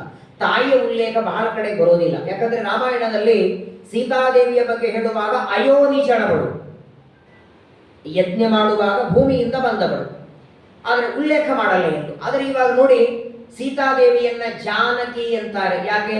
ಜನಕಪುರದಲ್ಲಿ ಹುಟ್ಟಿದ್ದರಿಂದ, ವಿದೇಹ ದೇಶದಲ್ಲಿ ಹುಟ್ಟಿದ್ದವಳಾದ್ದರಿಂದ ವೈದೇಹಿ ಅಂತ ಹೆಸರು, ಮಿಥಿಲಾ ಪಟ್ಟಣದಲ್ಲಿ ಇದ್ದದ್ದರಿಂದ ಮೈಥಿಲಿ ಅಂತ ಹೆಸರು, ಹೀಗೆ ಬೇರೆ ಬೇರೆ ಹೆಸರು. ಹಾಗೆ ಇವನಿಗೆ ಜನಕ ಅಂತ ಹೆಸರು ಬಂದದ್ದು ಆ ಊರಿನಲ್ಲಿ ಇದ್ದದ್ದೇ. ಒಂದ್ಸಲ ಏನಾಯಿತು, ಜನಕ ಮಹಾರಾಜ ಸಿಂಹಾಸನ ಮೇಲೆ ಕೂತಿದ್ದ. 80,000 ವರ್ಷ ಆಗಿತ್ತು ಅವನಿಗೆ ವಯಸ್ಸು.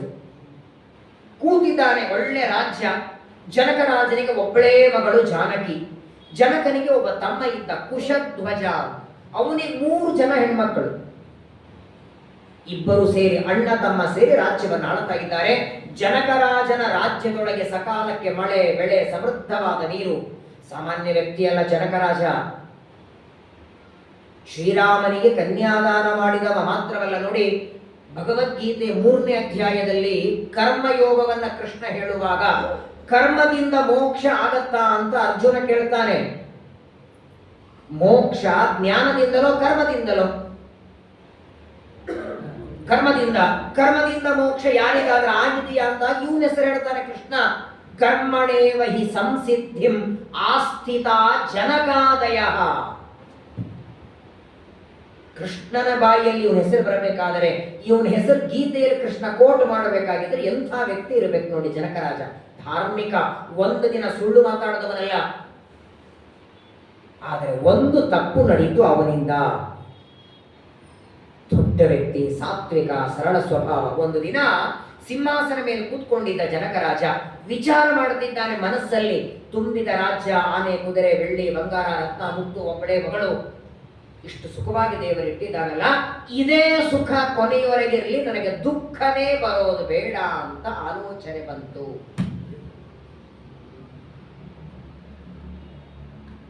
ಇದು ದೇವರಿಗೆ ಇಷ್ಟ ಇಲ್ಲ. ಸುಖ ಕೊಟ್ಟಿದ್ದಾನೆ. ಇವತ್ತು ನಾವೆಲ್ಲರೂ ಸುಖವಾಗಿದ್ದೇವೆ. ನಾವೆಷ್ಟು ಸುಖವಾಗಿದ್ದೇವೆ ಅಂದ್ರೆ ಊಹೆ ಮಾಡಲಿಕ್ಕೆ ಸಾಧ್ಯ ಇಲ್ಲ.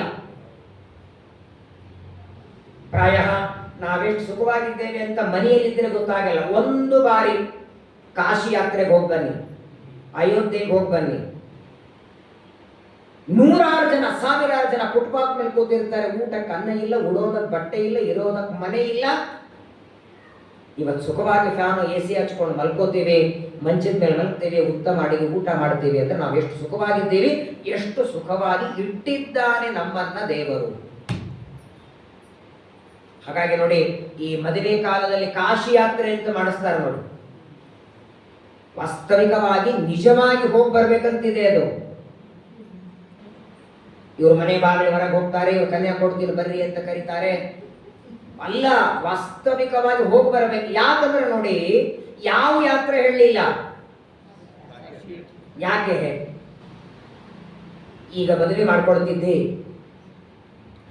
ಮದುವೆ ಮಾಡಿಕೊಂಡು ಸಂಸಾರ ಜೀವನ ಮಾಡಬೇಕಲ್ಲ, ಸಂಸಾರದಲ್ಲಿ ಏನೇನು ಕಷ್ಟಗಳ ಬರ್ತವೆ, ಹೇಗೆ ಎದುರಿಸಬೇಕು, ಇದು ಗೊತ್ತಾಗಬೇಕು. ಹೋಗುವ ಯಾತ್ರೆಗೆ ಅಲ್ಲಿ ಹೇಗಿರ್ತಾರೆ, ಹೇಗೆ ನಡಿಬೇಕು, ಯಾವುದೇ ಕಾರಣಕ್ಕೆ ಏನೇ ಬಂದು ಕುಸಿಯೋದಲ್ಲ, ಹೇಗೆ ಮಾಡಲಿ ಅಂತ ತ್ರಾಸ ಮಾಡ್ಕೊಳ್ಳೋದಲ್ಲ. ಎಲ್ಲ ರೀತಿಯ ಪ್ರಶ್ನೆಗಳಿಗೆ ಉತ್ತರ ನೀವು ಯಾತ್ರೆ ಮಾಡ್ಕೊಂಡು ಬಂದು ಸಿಗ್ತದೆ. ಇವತ್ತು ದೇವರು ಎಷ್ಟು ಸುರಕ್ಷಿತ ಇಟ್ಟಿದ್ದಾರೆ. ಬೆಳಗ್ಗೆ ಬಿಸಿದ ಊಟ, ರಾತ್ರಿ ಬಿಸಿದ ಊಟ ಎಲ್ಲಿಯೋ ಹಾಕ್ತಾರೆ, ಯಾರೋ ಹಾಕ್ತಾರೆ, ಸಿಕ್ಕರೆ ಸಾಕು ಅನ್ನ ಅಂತ ಕಾಯೋರಿದ್ದಾರೆ. ಆದರೆ ನಾವು ಮಾಡೋ ಒಂದು ತಪ್ಪೇನು ಅಂದ್ರೆ, ಇವತ್ತು ದೇವರು ನಮಗೆ ಸುಖನೇ ಕೊಡ್ಲಿ ದುಃಖನೇ ಕೊಡ್ಲಿ, ಎರಡೂ ಕೊಡೋದಕ್ಕೂ ನಮ್ಮದೇ ಕರ್ಮ ಅಲ್ವಾ ಪೆಂಡಿಂಗ್ ಇರೋದು. ಈಗ ನಮ್ದೇನೂ ತಪ್ಪಿಲ್ಲ, ದೇವರು ನಮಗೆ ದಂಡ ಕೊಟ್ಟ ಅಂದ್ರೆ ಆಗ ನೀವು ಅನ್ನಿ ಏನಂತ ಪಾರ್ಶಾಲಿಟಿ ಮಾಡ್ತಾನೆ ದೇವರು. ನಮ್ದೇನೂ ತಪ್ಪಿಲ್ಲದೆ ಇದ್ರು ದಂಡ ಕೊಟ್ಟ ಅಂತ ಅವನನ್ನ ನೀವು ದೋಷಿ ಅಂತ ಅನ್ಬಹುದು. ಹಾಗಿಲ್ಲ. ಇವತ್ತೊಂದು ಸಣ್ಣ ನೆಗಡಿ ಬರಲಿ, ನಿತ್ಯದಲ್ಲಿ ಸ್ನಾನ ಮಾಡುವ ಬಚ್ಚನ ಮನೆಯಲ್ಲಿ ಇವತ್ತು ಕಾಲ ಜಾರಲಿ, ಅದಕ್ಕೊಂದು ಕರ್ಮ ನಾವು ಮಾಡಿರಬೇಕು. ಇವತ್ತು ನಿಮ್ಮ ಬಾಯಿಯಲ್ಲಿ ಹೋಳಿಗೆ ಬೀಳಬೇಕು, ಕರ್ಮ ಇರ್ತದೆ. ಇವತ್ತು ಸೀಕರಣೆ ಬೀಳಬೇಕು, ಕರ್ಮ ಇರ್ತದೆ. ಇವತ್ತೇನೂ ಇಲ್ಲ, ಬರೀ ಉಪ್ಪಿಲ್ಲದ ಪಲ್ಯ ಬೀಳಬೇಕು, ಅದಕ್ಕೂ ಕರ್ಮ ಇರ್ತದೆ. ನೀವು ತಿನ್ನೋದಲ್ಲ, ಇನ್ನೊಬ್ಬರು ತಿನ್ನೋದನ್ನ ನೋಡುತ್ತಾ ಇದ್ರೆ ಅದೇ ಒಂದು ಕರ್ಮ. ಏನ್ ವ್ಯವಸ್ಥೆ ಪರಮಾತ್ಮ ಮಾಡಿಟ್ಟಿದ್ದಾನೆ. ಇಲ್ಲಿ ಕೂತಂತಹ 20 ಮಂದಿ ಹೆಸರು ಒಬ್ಬರೊಬ್ಬರು ಗೊತ್ತಿಲ್ಲ ಅಲ್ವಾ? ಬಾಳದ್ರ ಪಕ್ಕದಲ್ಲಿ ನಿಮ್ಗೆ ಗೊತ್ತು, ಅವ್ರ ನಿಮ್ಮ ಪಕ್ಕದಲ್ಲಿ ಅವ್ರಿಗೆ ಗೊತ್ತು ಅಷ್ಟೇ. ಸಣ್ಣದಾದ ಇರುವೆಯನ್ನು ಆರಂಭ ಮಾಡಿ, ಇರುವೆ, ಸೊಳ್ಳೆ, ಮೊಸಳೆ, ಮೀನು, ತಿಮಿಂಗಿಲ, ಪ್ರಾಣಿ, ಪಕ್ಷಿ, ಕ್ರಿಮಿ, ಕೀಟ, ಹುಳ, ಗಂಟಿ, ನರಿ, ನಾರಿ, ಮನುಷ್ಯ, ದೇವತೆಗಳು, ಪ್ರತಿಯೊಬ್ಬರ ಹೆಸರು ಮಾತ್ರವಲ್ಲ, ಅವರ ಹೆಸರು, ಅವರ ಹಿಂದಿನ ಕರ್ಮ, ಮುಂದಿನ ಕರ್ಮ, ಯಾವ ಕರ್ಮಕ್ಕೆ ಏನು ಶಿಕ್ಷೆ ಕೊಡಬೇಕು, ಹೇಗೆ ಕೊಡಬೇಕು, ಎಲ್ಲ ಗೊತ್ತಿದೆ ದೇವರು.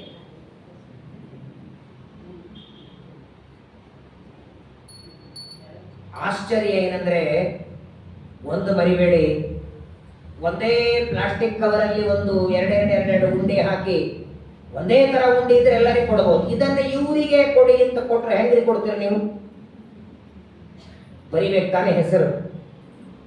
ವಿಚಾರ ಮಾಡಿ, ನಾವು ಮಾಡಿದ ಪೂಜೆ, ನಾವು ಮಾಡಿದ ಪಾಠ ಪ್ರವಚನ, ಇದರ ಪುಣ್ಯವನ್ನ ನಮಗೆ ದೇವರು ಕೊಡಬೇಕಾದ್ರೆ ಇದು ನಾವೇ ಮಾಡಿದ ಕರ್ಮ ಅಂತ ನೆನಪಿದ್ರೆ ತಾನೇ ಕೊಡ್ಲಿಕ್ಕೆ ಸಾಧ್ಯ. ವೈಶಾಖ ಮಾಸ ಶುಕ್ಲ ಪಕ್ಷ, ಇವತ್ತು ಷಷ್ಠಿಯಿಂದ ದಶಮಿವರೆಗೆ 5 ದಿನ ವೆಂಕಟೇಶ್ ಕಲ್ಯಾಣ ಪ್ರವಚನ ನೀವೆಲ್ಲ ಕೂತು ಶ್ರವಣ ಮಾಡಿರಿ. ಈ ಪುಣ್ಯವನ್ನ ಯಾರಿಗೆ ಕೊಡಬೇಕು? ನಿಮಗೆ ಕೊಡಬೇಕು. ಬೈ ಚಾನ್ಸ್ ಆಗಿ ಯಾರೋ ರೋಡ್ ಮೇಲೆ ಹೋಗೋರಿಗೆ ನೀವು ಮಾಡಿದ್ರೆ ಅವ್ರನ್ನ ಕೊಟ್ಬಿಟ್ಟೆ, ನೀವು ಭೀಮಾಬಾಯಿ ಅವರು ಭೀಮಾಬಾಯಿ, ಹಂಗಾಗಿ ಹೆಸರು ಒಂದೇ ಯಾಕೆ ಕೊಟ್ಬಿಟ್ಟೆ ಅಂತ ಹಿಂಗೇನೋ ಅಸ್ತವ್ಯಸ್ತ ಮಾಡ್ಲಿಕ್ಕೆ ಆಗ್ತದೇನ್ರಿ ದೇವರಿಗೆ? ಎಷ್ಟು ಚೆನ್ನಾಗಿ ಇಟ್ಕೊಂಡಿದ್ದಾನೆ. ಎಲ್ಲರ ಬಗ್ಗೆ ಗೊತ್ತಿದೆ, ಎಲ್ಲಾನು ಗೊತ್ತಿದೆ. ಸರ್ವಜ್ಞ ಅಂತ ನಾವು ಕರಿತೇವೆ. ಭಾಗವತ ಹೇಳ್ತದೆ ಸ್ವರಾಟ್.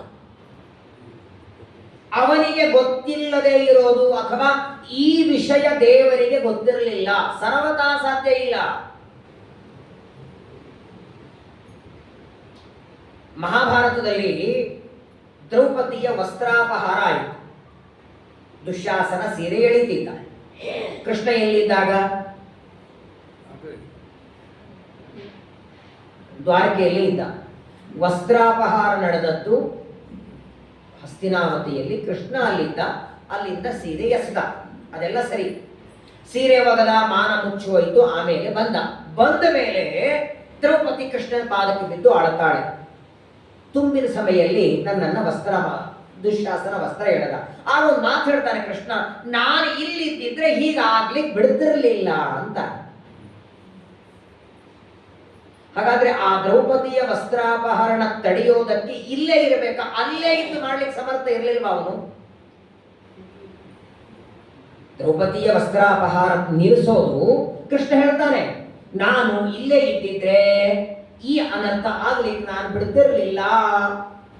ಏನೀಗಂದ್ರೆ ನಾನು ಇರಲಿಲ್ಲ, ನಾನು ಹಸ್ತಿನಾವತಿಯಲ್ಲಿ ಇಲ್ಲ, ನಾನು ದ್ವಾರಕೆಯಲ್ಲಿದ್ದೆ, ಅದಕ್ಕೆ ಹೀಗೆ ನಡೀತು ಅಂತ. ಹಾಗಾದ್ರೆ ದ್ವಾರಕೆಯಲ್ಲಿ ಇದ್ದು ಇಲ್ಲಿ ನಡೆಯೋದನ್ನ ತಡಿಲಿಕ್ಕೆ ಆಗ್ತಿರ್ಲಿಲ್ವಾ ನಿನಗೆ ಅಂದ್ರೆ ಅಲ್ಲ, ಅವನ ಸಂಕಲ್ಪನೆ ಆಗಿತ್ತು ಇದು ನಡೀಲಿ.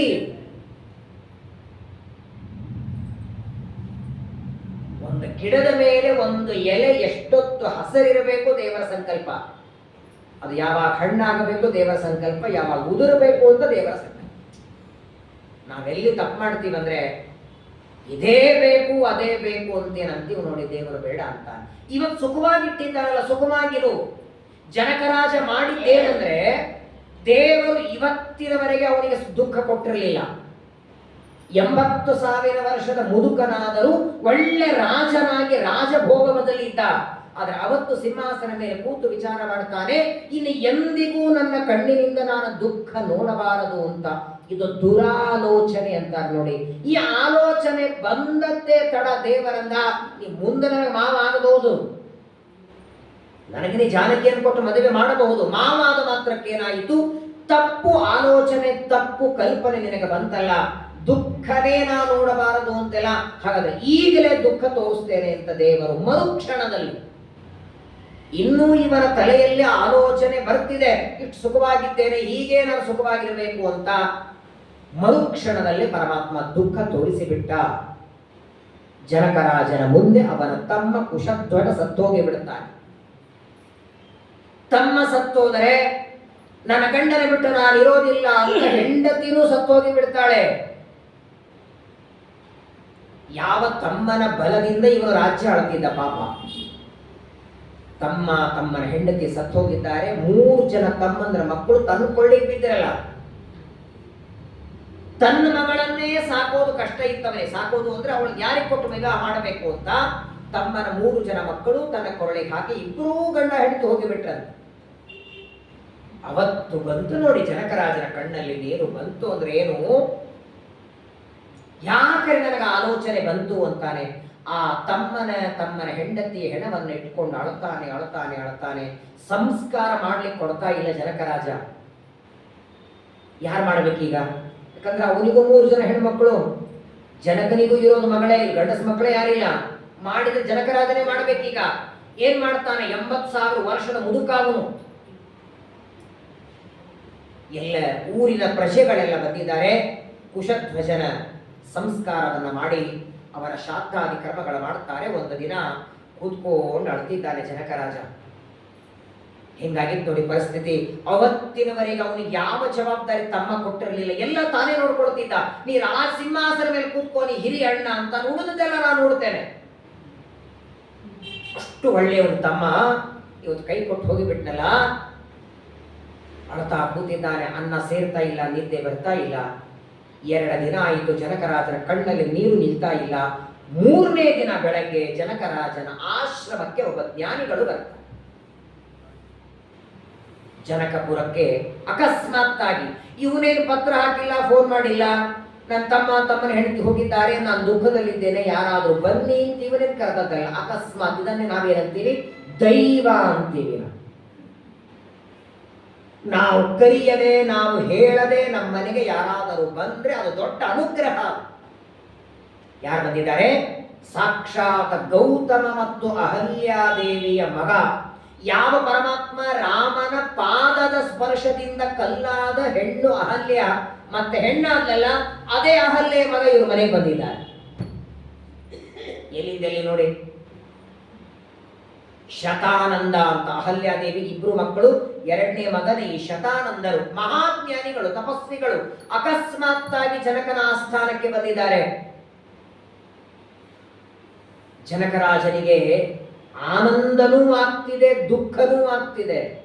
ಆನಂದ ಯಾಕೆ? ಯಾರೋ ಒಬ್ಬ ಸಾಮಾನ್ಯ ಋಷಿ ಮುನಿಗಳ ಬಂದ್ರೇನೆ ಆನಂದ. ಗೌತಮರ ಮಕ್ಕಳು ಮಹಾಜ್ಞಾನಿಗಳು ತನ್ನ ಆಶ್ರಮಕ್ಕೆ ತಾನು ಕರೆಯದೆ ಬಂದಿದ್ದಾರೆ ಅಂತ ಆನಂದ ಒಂದು ಕಡೆಗೆ. ಆದರೆ ನಾನಿರುವ ಪರಿಸ್ಥಿತಿ 3 ದಿನ ಆಯ್ತು, ಊಟ ಇಲ್ಲ, ನಿದ್ದೆ ಇಲ್ಲ, ನನ್ನ ದುಃಖ ಅವ್ರ ಮುಂದೆ ಹೇಳ್ಕೊಳ್ಳಬೇಡ ಅಂತ ಇನ್ನಷ್ಟು ದುಃಖ ಆಗ್ತಿದೆ. ಶತಾನಂದರು ಬರ್ತಾರೆ, ಜನಕರಾಜ ನೋಡುತ್ತಾರೆ, ಇಡೀ ರಾಜ್ಯವೆಲ್ಲ ಅಸ್ತವ್ಯಸ್ತ ಆಗಿದೆ, ಅವನ ಮುಖ ಎಲ್ಲ ಬಾಡಿದೆ, 3 ದಿನ ಊಟ ಇಲ್ಲ ಅಂದ್ರೆ ಹೇಗಾಗತ್ತೆ ಹೇಳಿ. ಆದರೂ ಸ್ವಾಗತ ಮಾಡ್ತಾನೆ, ಅರ್ಘ್ಯಪಾದ್ಯಗಳಿಂದ ಪೂಜೆ ಮಾಡಿದ. ಶತಾನಂದರು ಆಸನ ಮೇಲೆ ಕೂತಿದ್ದಾರೆ, ಒಂದೇ ಪ್ರಶ್ನೆ ಕೇಳ್ತಾರೆ. ಶತಾನಂದರಂತಾರೆ, ನಿನ್ನಂತಹ ಒಬ್ಬ ಧಾರ್ಮಿಕನಾದ ರಾಜನ ಮುಖ ಹೀಗ್ಯಾಕಾಗಿದೆ ಎಂದು. ಎಂದಿಗೂ ಸುಳ್ಳು ಮಾತಾಡದವನಲ್ಲ, ಇನ್ನೊಬ್ಬರ ಮನಸ್ಸಿಗೆ ನೋವಾಗುವ ಮಾತು ಆಡದವಲ್ಲ ನೀನು, ಎಲ್ಲರೂ ಚೆನ್ನಾಗಿರಲಿ ಅಂತ ಬಯಸುವ ವ್ಯಕ್ತಿ. ಏನ್ ನಿನ್ನ ಪರಿಸ್ಥಿತಿ, ಯಾಕೆ ಮುಖ ಹೀಗಾಗಿದೆ ಅಂತ ಶತಾನಂದರು ಕೇಳ್ತಾರೆ.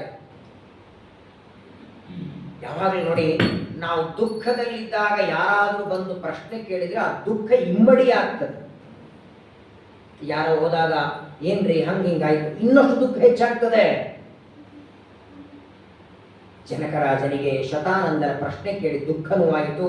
ವಿಚಾರ ಮಾಡ್ತಾನೆ, ಅಕಸ್ಮಾತ್ತಾಗಿ ಗುರುಗಳು ಬಂದಿದ್ದಾರೆ, ನನ್ನ ದುಃಖ ಎಲ್ಲ ಹೇಳ್ಕೊಳ್ಳೋಣ ಅನಿಸ್ತವನಿಗೆ. ಹಿಂದಿನ ಕಾಲದಲ್ಲಿ ಇದೊಂದು ನಿಯಮ ಇತ್ತು ನೋಡಿ, ಏನೇ ಸಮಸ್ಯೆ ಬರಲಿ ಮೊದಲು ಹೇಳೋದು ಗುರುಗಳಿಗೆ ಹೇಳ್ತಿದ್ರು. ಇವಾಗ ಲಾಸ್ಟ್ ಎಲ್ಲರೂ ಕೈ ಬಿಡ್ತಾರಲ್ಲ, ಮನೆಯವರೆಲ್ಲ ಬಿಡ್ತಾರೆ, ಡಾಕ್ಟರ್ಗಳು ಬಿಡ್ತಾರೆ, ಎಲ್ಲರೂ ಬಿಟ್ರೆ ಆಚಾರ ಹತ್ರ ಬಂದು ಮತ್ತು ನಮಗ ಸುಲಭ ಮಾಡ್ರಿ, ಜಪ ಮಾಡ್ರಿ, ಇದನ್ನ ಮೊದಲೇ ಮಾಡಯ್ಯ ನೀನು, ದೇವರ ಹತ್ರ ಕೊನೆಗೆ ಬರೋದಲ್ಲ. ಅದು ಆರೋಗ್ಯನೇ ಇರಲಿ ಏನೇ ಇರಲಿ, ಮೊದಲೆಲ್ಲ ಪ್ರಯತ್ನ ಮಾಡ್ತಾರೆ, 100 ಡಾಕ್ಟರ್ಗಳು, ಆಪರೇಷನ್, ಅದು ಇದು, ಕೊನೆ ಅವರೇ ಕೈ ಎತ್ತಾರೆ ನೋಡಿ, ನಮ್ಮ ಕೈಲಾದಂತ ನಾವು ಮಾಡೀವಿ. ಈ ಇಂಗ್ಲಿಷ್ ಒಳಗೆ ಸಾರಿ ಅಂತ ಒಂದು ಪದ ಇದೆ ನೋಡಿ, ಎಷ್ಟು ಭಯಾನಕ ಗೊತ್ತಾದು. ಇಬ್ಬರು ಜಗಳ ಆಡುವಾಗ ಒಬ್ಬ ವ್ಯಕ್ತಿ ಸಾರಿ ಹೇಳಿದ್ರೆ ಜಗಳ ನಿಲ್ತದೆ, ಅದೇ ಸಾರಿ ಡಾಕ್ಟರ್ ಹೇಳಿದ್ರೆ ಸಾಕು. ಡಾಕ್ಟರ್ ಹೆಂಗಿದ್ದಾರೆ ನನ್ನ patient, I am sorry, Govinda ಆರ ಅಂತ ಅರ್ಥ ಅಲ್ಲಿ. ಪ್ರಾಯ ಇಬ್ಬರು ಜಗಳಾಡುವಾಗ ಇಬ್ಬರ ಮಧ್ಯದಲ್ಲಿ ವೈಮನಸ್ಸಾಗಿರ್ತದೆ, ಅದು ಬೇರೆ. ಇನ್ನೊಂದು ಮಾತು ನಮಗೆ ವೆಂಕಟೇಶ್ ಕಲ್ಯಾಣ ತಿಳಿಸ್ತದೆ, ನಮ್ಮ ಮನೆಗೆ ಯಾರಾದರೂ ಬಂದ್ರೆ ನಮ್ಮಲ್ಲಿರುವ ದುಃಖ ಹೇಳ್ಕೋಬೇಕು. ಯಾರ ಮುಂದೆ ಹೇಳಬೇಕು ಗೊತ್ತಾ? ರೇ ರೇ ಚಾತಕ ಸಾವಧಾನ ಮಹಸಾ ಮಿತ್ರ ಕ್ಷಣ ಶ್ರೂಯತಾಂ ಅಂಬೋಧಾ ಬಹವೋಪಿ ತಸ್ಯ ಗಗನೆ ಸರ್ವೇ ತು ನೈತಾದೃಶಾಃ ಕೇಚಿದ್ ವೃಷ್ಟಿ ವಿರಾರ್ದ್ರಯಂತಿ ವಸುಧಾಂ ಗರ್ಜಂತಿ ಕೇಚಿದ್ ವ್ರಥಾ ಯಂ ಯಂ ಪಶ್ಯತಿ ತಸ್ಯ ತಸ್ಯ ಪುರತೋ ಮಾ ಬ್ರೂಹಿ ದೀನಂ ವಚಃ. ಒಬ್ಬ ಸುಭಾಷಿತಕಾರ ಹೇಳ್ತಾನೆ, ಯಾರೋ ನಿಮಗೆ ನೋಡೋದು ಚೆನ್ನಾಗಿದ್ದಾರೆ ಅಂತ ನಿಮ್ದೆಲ್ಲ ಹೇಳ್ಕೋಬೇಡಿ. ನಮ್ಮ ದುಃಖವನ್ನ, ನಮ್ಮ ಕಷ್ಟವನ್ನ ಯಾರ ಮುಂದೆ ಹೇಳಬೇಕು ಅಂದ್ರೆ ಅದಕ್ಕೆ ಪ್ರಾಮಾಣಿಕ ಪರಿಹಾರ ಹೇಳುತ್ತಿದ್ರೆ. ಪರಿಹಾರ ಹೇಳದೇ ಇದ್ರೂ ಚಿಂತೆ ಇಲ್ಲ, ಅಯ್ಯೋ ಪಾಪ ಅಂತ ನಮ್ಮ ದುಃಖದ ಬಗ್ಗೆ ಕೊರಗುತ್ತಿದ್ರೆ ಅವ್ರ ಮುಂದೆ ಹೇಳಿ.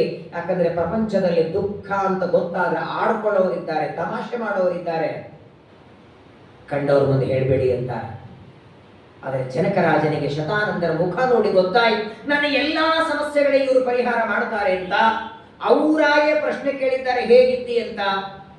ಜನಕರಾಜ ತಂದೆಲ್ಲ ವೃತ್ತ ಅಂತ ಹೇಳ್ತಾರೆ, ಸ್ವಾಮಿ ನಿನ್ನೆವರೆಗೆ ಚೆನ್ನಾಗಿದೆ, ಯಾವ ಸಮಸ್ಯೆ ಇರಲಿಲ್ಲ, ನನ್ನ ತಮ್ಮ ಚೆನ್ನಾಗಿ ರಾಜ್ಯ ನೋಡ್ಕೊಳ್ತಿದ್ದ. ಅಕಸ್ಮಾತ್ತಾಗಿ ತಮ್ಮನ ಹೆಂಡತಿ ಇಬ್ಬರೂ ದೇಹತ್ಯಾಗ ಮಾಡಿದರು. ರಾಜ್ಯದ ಜವಾಬ್ದಾರಿ ನನ್ನ ಮೈ ಮೇಲೆ ಬಿದ್ದಿದೆ, ಏನೂ ಆಗ್ತಿಲ್ಲ ನನ್ನ ಕೈಯಲ್ಲಿ. ಅದು ತ್ರೇತಾಯುಗದ ರಾಜ್ಯ, ರಾವಣ ಕುಂಭಕರ್ಣರ ರಾಜ್ಯ. ಪ್ರಜೆಗಳನ್ನ ಹೇಗೆ ನೋಡ್ಕೊಳ್ಳಿ, ರಾಜ್ಯದ ಸಂಪತ್ತು ಹೇಗೆ ನೋಡ್ಕೊಳ್ಳಿ, ಇದು ಒಂದು ಚಿಂತೆ ನನಗಾಗಿದೆ. ಎರಡನೇ ಚಿಂತೆ, ನನ್ನ ಮಗಳಾದ ಜಾನಕಿಗೆ ಯಾರಿಗೆ ಕೊಟ್ಟು ಮದುವೆ ಮಾಡಬೇಕು ಅಂತ. ಮೇಲಿಂದ ಮೇಲೆ ರಾವಣ ಬರ್ತಾನೆ, ರಾವಣನ ದೃಷ್ಟಿ ನನ್ನ ಮಗಳ ಮೇಲೆ ಬಿದ್ದಿದೆ, ಯಾವಾಗ ಅಪಹಾರ ಮಾಡ್ಕೊಂಡು ಹೋಗ್ತಾನೆ ಗೊತ್ತಿಲ್ಲ. ಸೀತಾದೇವಿಯನ್ನ ರಾವಣ ಅಪಹಾರ ಮಾಡಿದ್ದು ಅವತ್ತು, ಆದರೆ ಸೀತಾದೇವಿ ಅಪೇಕ್ಷೆ ಬಂದದ್ದು ಆ ಮೊದಲೇನೆ. ಇದು ನನ್ನ ಮಗಳ ಜಾನಕಿಯ ಸಮಸ್ಯೆ ಆದರೆ ನನ್ನ ತಮ್ಮನ 3 ಜನ ಮಕ್ಕಳು ನನ್ನ ಕೊರಳಿಗೆ ಹಾಕಿ ಹೋಗಿದ್ದಾನೆ. ಏನ್ ಹೇಳಿ ಸ್ವಾಮಿ ನನ್ನ ಸಮಸ್ಯೆ ನಿಮಗೆ ಅಂತಾನೆ ಜನಕರಾಜ. ಎದುರುಗಡೆ ಪಂಚಭಕ್ಷ ಇಟ್ಟು ಊಟ ಹೋಗ್ತಿಲ್ಲ ನನಗೆ, ಊಟ ಹೋಗ್ತಿಲ್ಲ, ನಿದ್ದೆ ಬರ್ತಿಲ್ಲ, ದೊಡ್ಡ ಸಮಸ್ಯೆಯಲ್ಲಿದ್ದೇನೆ, ಹಗಲೂ ರಾತ್ರಿ ಚಿಂತೆ ನಡೀತಿದೆ. ಅಕಸ್ಮಾತ್ ಆಗಿ ದೈವ ಯೋಗದಿಂದ ಬಂದಿದ್ದೀರಿ, ನನ್ನ ಈ ಸಮಸ್ಯೆಯನ್ನ, ನನ್ನ ಮನಸ್ಸಿನ ದುಃಖವನ್ನ ಪರಿಹಾರ ಮಾಡುವ ಉಪಾಯ ಹೇಳಿ ಸ್ವಾಮಿ. ನನ್ನ ಮಗಳಾದ ಜಾನಕಿಯ ವಿವಾಹ ಹೇಗಾಗತ್ತೆ, ತಮ್ಮನ 3 ಜನ ಮಕ್ಕಳ ವಿವಾಹ ಹೇಗೆ, ರಾವಣ ಕುಂಭಕರ್ಣರಂತಹ ದುಷ್ಟರ ಕಣ್ಣು ನನ್ನ ಮಕ್ಕಳ ಮೇಲೆ ಬೀಳದೆ ಇರೋ ಹಾಗೆ ಮಾಡಬೇಕು, ರಾಜ್ಯ ಆಳೋದು ಹೇಗೆ, ಇದೆಲ್ಲ ಸಮಸ್ಯೆಗಳಿಗೆ ಗುರುಗಳು ನೀವೇ ನನಗೆ ಉಪದೇಶವನ್ನ ಮಾಡಿ ಅಂತ ಜನಕರಾಜ ಅತ್ಯಂತ ದುಃಖದಿಂದ ಶತಾನಂದರ ಪಾದಗಳಿಗೆ ನಮಸ್ಕಾರ ಮಾಡ್ತಾನೆ. ಶತಾನಂದರಂತಾರೆ, ಗಾಬರಿ ಆಗ್ಬೇಡ, ರೋಗ ಇದೆ ಅಂದ್ರೆ ಔಷಧ ಇರಲೇಬೇಕು. ಆದ್ರೆ ಆ ಔಷಧ ಏನು ಅಂತ ಗೊತ್ತಾಗಬೇಕು ನಮಗೆ. ನಮ್ದೇನಾಗಿದೆ ಸಮಸ್ಯೆ ಅಂದ್ರೆ ರೋಗಕ್ಕೆ ಔಷಧ ಏನು ಅಂತ ಗೊತ್ತಾಗೋದ್ರೊಳಗೆ 60-70 ಮುಗಿದೋಗಿದೆ. ಇದು ಔಷಧ ಅಂತ ಗೊತ್ತಾಗುವವರೆಗೆ ನಮ್ಮ ಜೀವನದ ಉತ್ತರ ಭಾಗದ ಮುಗಿದೋಗಿರ್ತದೆ. ಪ್ರತಿಯೊಂದು ಸಮಸ್ಯೆಗೆ ಔಷಧ ಇದೆ, ಚಿಂತೆ ಮಾಡಬೇಡ. ನಿನ್ನ ಮಗಳಾದ ಜಾನಕಿಯ ವಿವಾಹ ಆಗಬೇಕು, ನಿನ್ನ ತಮ್ಮನ ಮಕ್ಕಳ ವಿವಾಹ ನಡಿಬೇಕು, ನಿನ್ನ ರಾಜ್ಯವು ಸುರಕ್ಷಿತ ಇರಬೇಕು ಅಂದ್ರೆ ಇದಕ್ಕೆ ಒಂದೇ ಒಂದು ಪರಿಹಾರ, ಶ್ರೀನಿವಾಸ ಪದ್ಮಾವತಿಯನ್ನ ಮದುವೆ ಮಾಡಿಕೊಂಡ ಆ ವೆಂಕಟೇಶನ ಚರಿತ್ರೆ ನಿನಗೋಸ್ಕರ ಹೇಳ್ತೇನೆ ಅಂದ್ರಂತ ಶತಾನಂದರು. ಇಲ್ಲಿಂದ ಶುರು ಅದು. ತ್ರೇತಾಯುಗದಲ್ಲಿ ಜನಕ ಮಹಾರಾಜ ಸೀತಾದೇವಿಯ ಮದುವೆಗಾಗಿ ಚಿಂತೆ ಮಾಡುವಾಗ ಗೌತಮನ ಮಕ್ಕಳಾದ ಶತಾನಂದರು ಬಂದಾಗ ತನ್ನ ದುಃಖ ಇವ ಹೇಳಿಕೊಂಡಾಗ ನಿನಗೆ ಶ್ರೀನಿವಾಸ ಕಲ್ಯಾಣ ಹೇಳ್ತೇನೆ. ಅಲ್ಲ, ನಿಮಗೆ ಅನಿಸ್ಲಿಲ್ಲ ಇದೇನಿದು ಸಂಬಂಧವೇ ಇಲ್ಲಲ್ಲ? ಗಂಟಲು ನೋವಿಗೂ ಗೋಕುಲಾಷ್ಟಮಿಗೂ ಸಂಬಂಧ ಏನು? ಒಬ್ಬ ಹೆಣ್ಮಕ್ಳು ಮೇಲಿನಿಂದ ಕೆಳಗೆ ಬಿದ್ದು ಗಂಟ್ಲವೇ ಬರಲಿಲ್ಲ, ಮಾತೇ ನಿಂತೋಯ್ತು. ಡಾಕ್ಟರ್ ಅಂದ್ರು ಇನ್ನು ಸ್ವಲ್ಪ ದಿನದಲ್ಲಿ ಗೋಕುಲಾಷ್ಟಮಿ ಬರೋದಿದೆಯಾ, ಅದಕ್ಕೆ ಹಿಂಗಾಗಿದೆ. ಸಂಬಂಧ ಏನದಕ್ಕೆ? ಪ್ರತಿ ವರ್ಷ ಗೋಕುಲಾಷ್ಟಮಿ ಬರ್ತದೆ. ಈಗ ನೋಡಿ, ಜನಕರಾಜನ ಸಮಸ್ಯೆ ಏನು? ಮಗಳಾದ ಸೀತಾದೇವಿಯ ಮದುವೆ ಹೇಗಾಗತ್ತೆ, ತಮ್ಮನ 3 ಜನ ಮಕ್ಕಳ ಮದುವೆ ಹೇಗೆ ಅಂತ ಪ್ರಶ್ನೆ ಕೇಳಿದ್ದಾನೆ. ಅವ್ರಿಗೆ ಏನು ಉತ್ತರ ಕೊಡ್ಬೇಕು ಶತಾನಂದರು? ನೋಡಪ್ಪ, ನಿನ್ನ ಮಗಳಾದ ಜಾನಕಿಯ ಮದುವೆಗೆ ರಾಮ ಬರ್ತಾನೆ, ನಿನ್ನ ತಮ್ಮನ 3 ಜನ ಮಕ್ಕಳು, ರಾಮನ 3 ಜನ ತಮ್ಮಂದಿರು ಕೊಟ್ಟು ಮದುವೆ ಮಾಡು, ಆಯ್ತಲ್ಲ ಪರಿಹಾರ. ಜನಕನ ಪ್ರಶ್ನೆಗೆ ಶತಾನಂದರು ಶ್ರೀನಿವಾಸ ಕಲ್ಯಾಣ ಹೇಳ್ತೀರಂತ ಯಾಕಂದ್ರೆ ಹೇಳಿ, ಸಂಬಂಧವೇ ಇಲ್ಲ. ಶ್ರೀನಿವಾಸ ಕಲ್ಯಾಣ ಹೇಳ್ತೀನಿ ಅನ್ನೋದಕ್ಕೂ ಜಾನಕಿಯ ಮದುವೆ ಆಗೋದಕ್ಕೂ ಏನ್ ಸಂಬಂಧ? ಒಳಗೊಂದು ಸಂಬಂಧ ಇದೆ. ಏನ್ ಸಂಬಂಧ ಅಂದ್ರೆ ಶತಾನಂದರಿಗೆ ಒಳಗೊಂದು ಸ್ವಾರ್ಥ ಇತ್ತು. ಶ್ರೀನಿವಾಸ ಕಲ್ಯಾಣ ಪ್ರವಚನವೇ ಹೇಳಲಿಕ್ಕೆ ಒಂದು ಸ್ವಾರ್ಥ ಇತ್ತು. ಏನಂತ ನೋಡಿ, ಪ್ರಾಯ ಜಗತ್ತಿನೊಳಗೆ ತಂದೆ ತಾಯಿಗಳು ಜಗಳ ಆಗಿ ಸ್ವಲ್ಪ ದೂರ ದೂರ ಇದ್ದಾರೆ ಅಂದ್ರೆ ಮಕ್ಕಳ ಮೇಲೆ ಪರಿಣಾಮ ಆಗುತ್ತೋ ಇಲ್ಲೋ?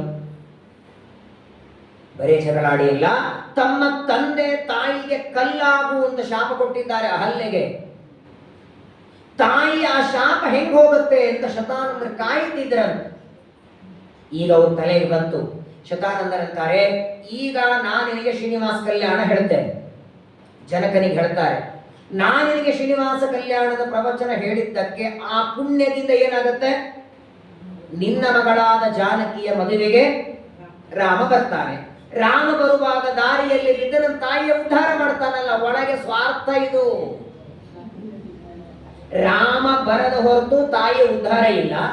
ರಾಮ ಬರಬೇಕು ಅಂದ್ರೆ ಮದುವೆಗೆ, ಆ ಮದುವೆಗೆ ಬರಬೇಕು ಅಂದ್ರೆ ರಾಮ ಬರೋ ಮದುವೆಗೆ ಬರೋದಕ್ಕೆ ಪುಣ್ಯ ಬೇಕು. ಆ ಪುಣ್ಯಕ್ಕಾಗಿ ಶ್ರೀನಿವಾಸ ಕಲ್ಯಾಣ ಕೇಳಬೇಕು. ನೀವು ಎಷ್ಟು ಚೆನ್ನಾಗಿ ಒಳಗೆ ಜೋಡಿಸಿದ್ದಾರೆ ನೋಡಿ ಶತಾನಂದರು. ಪ್ಲಾನ್ ಅಂತಾರೆ ಇದಕ್ಕೆ. ಬಿಡಿ ಬಿಡಿಯಾಗಿದ್ದ ತಮ್ಮ ತಂದೆ ತಾಯಿಗಳು ಒಂದಾಗಬೇಕು. ಪ್ರಾಯ ಈ ಕನ್ಯಾದಾನ ಅಂತ ಮಾಡೋದಿದೆ ನೋಡಿ, ತಾವೇ ಜನ್ಮ ಕೊಟ್ಟ ಮಗಳನ್ನ ದಾನ ಮಾಡೋದು ಕನ್ಯಾದಾನವೇ.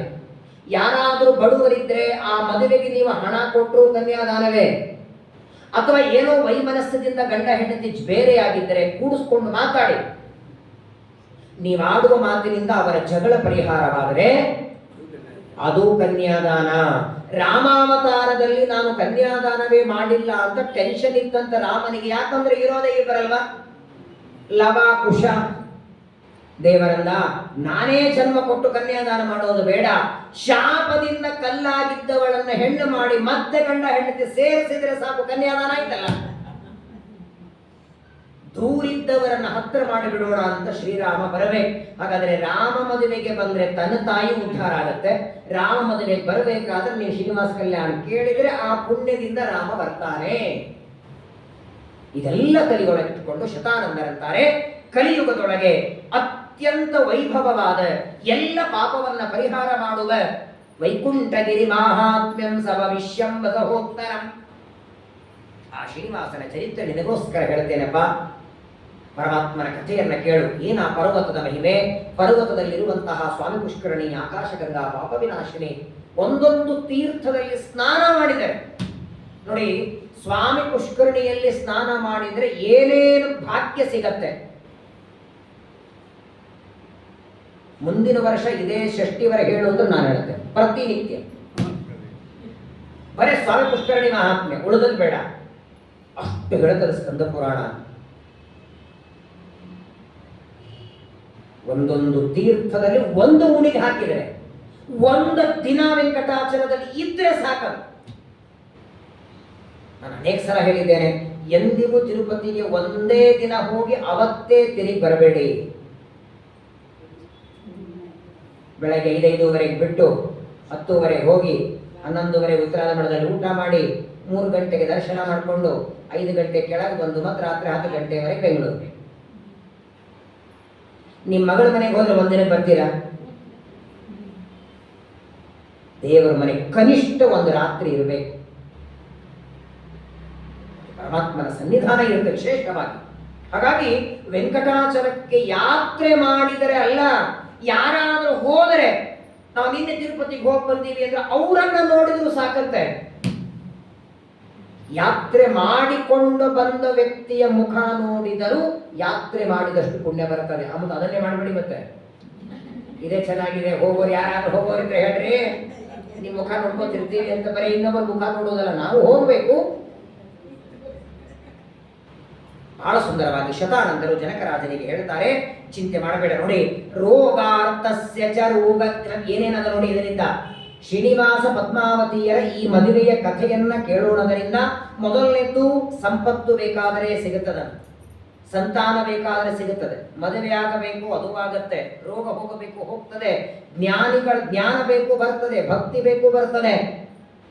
ಕೇವಲ ಆ ಪರ್ವತದ ಮಹಿಮೆ, ಪರ್ವತದಲ್ಲಿದ್ದ ಶ್ರೀನಿವಾಸನ ಮಹಿಮೆಯನ್ನ ಕೇಳಿದರೆ ಸಿಗದೇ ಇದ್ದ ಫಲ ಇಲ್ಲ.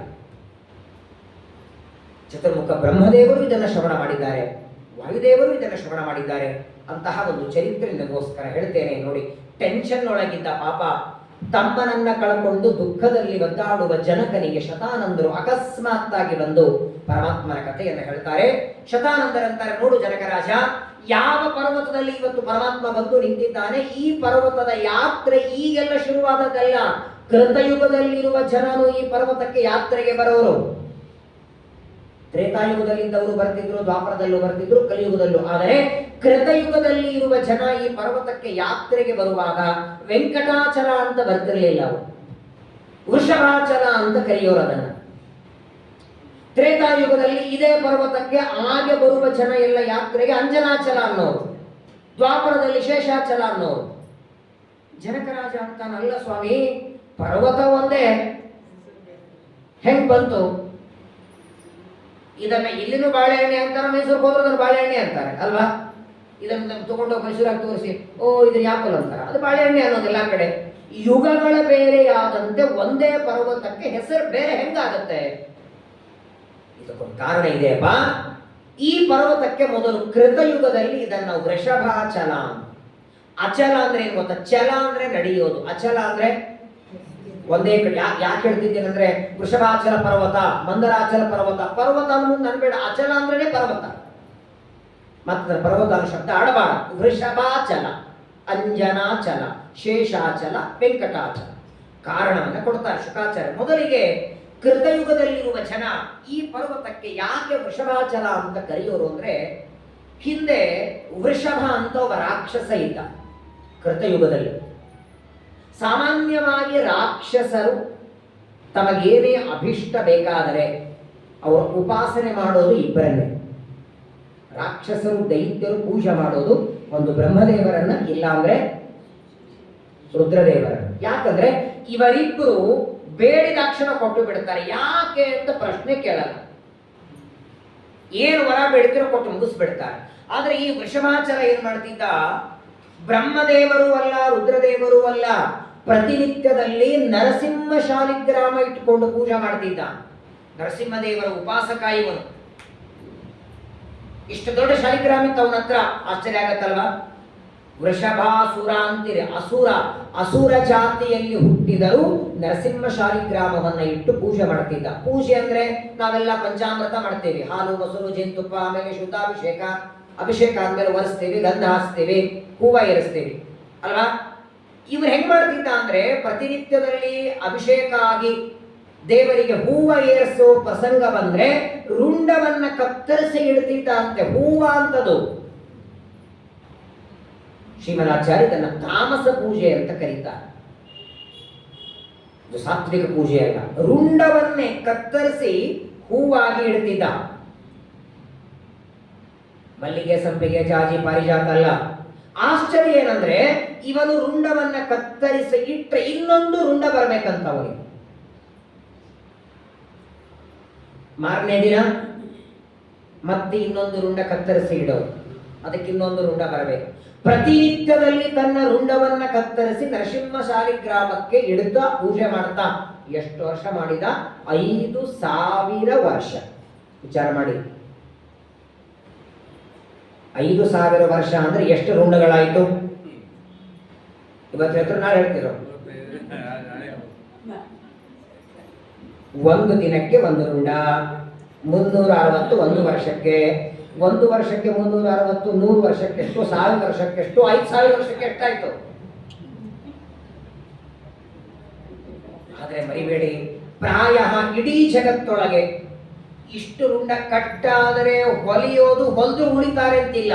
ಪೂರ್ಣ ರುಂಡನೆ ಕತ್ತರಿಸಿ ಇಟ್ಟರೆ ಇನ್ನೊಂದು ರುಂಡ ಇಟ್ಟು 5,000 ವರ್ಷ ಇವನಿಗೆ ಸರ್ಜರಿ ಆಪರೇಷನ್ ಅನ್ನ ದೇವರು ಮಾಡ್ತಾನೆ, ನರಸಿಂಹದೇವರು. ಅದಕ್ಕೆ ನಾನು ಹೇಳಿದೆ, ದೇವರಂತಹ ಡಾಕ್ಟರ್ ಇನ್ನೊಬ್ಬರಿಲ್ಲ.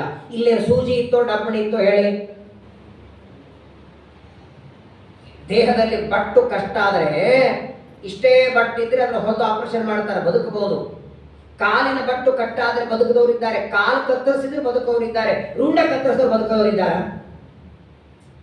ಬರೇ ಬದುಕೋದಲ್ಲ, ಮತ್ತೊಂದು ಹೊಸ ರುಂಡ ಬರಬೇಕು. 5,000 ವರ್ಷಗಳವರೆಗೆ ಎಡಬಿಡದೆ ಪ್ರತಿನಿತ್ಯ ರುಂಡ ಕತ್ತರಿಸಿ ಇಡ್ತಿದ್ದ. 5,000 ವರ್ಷಗಳ ನಂತರ ನರಸಿಂಹದೇವರು ಬಂದ್ರಂತೆ.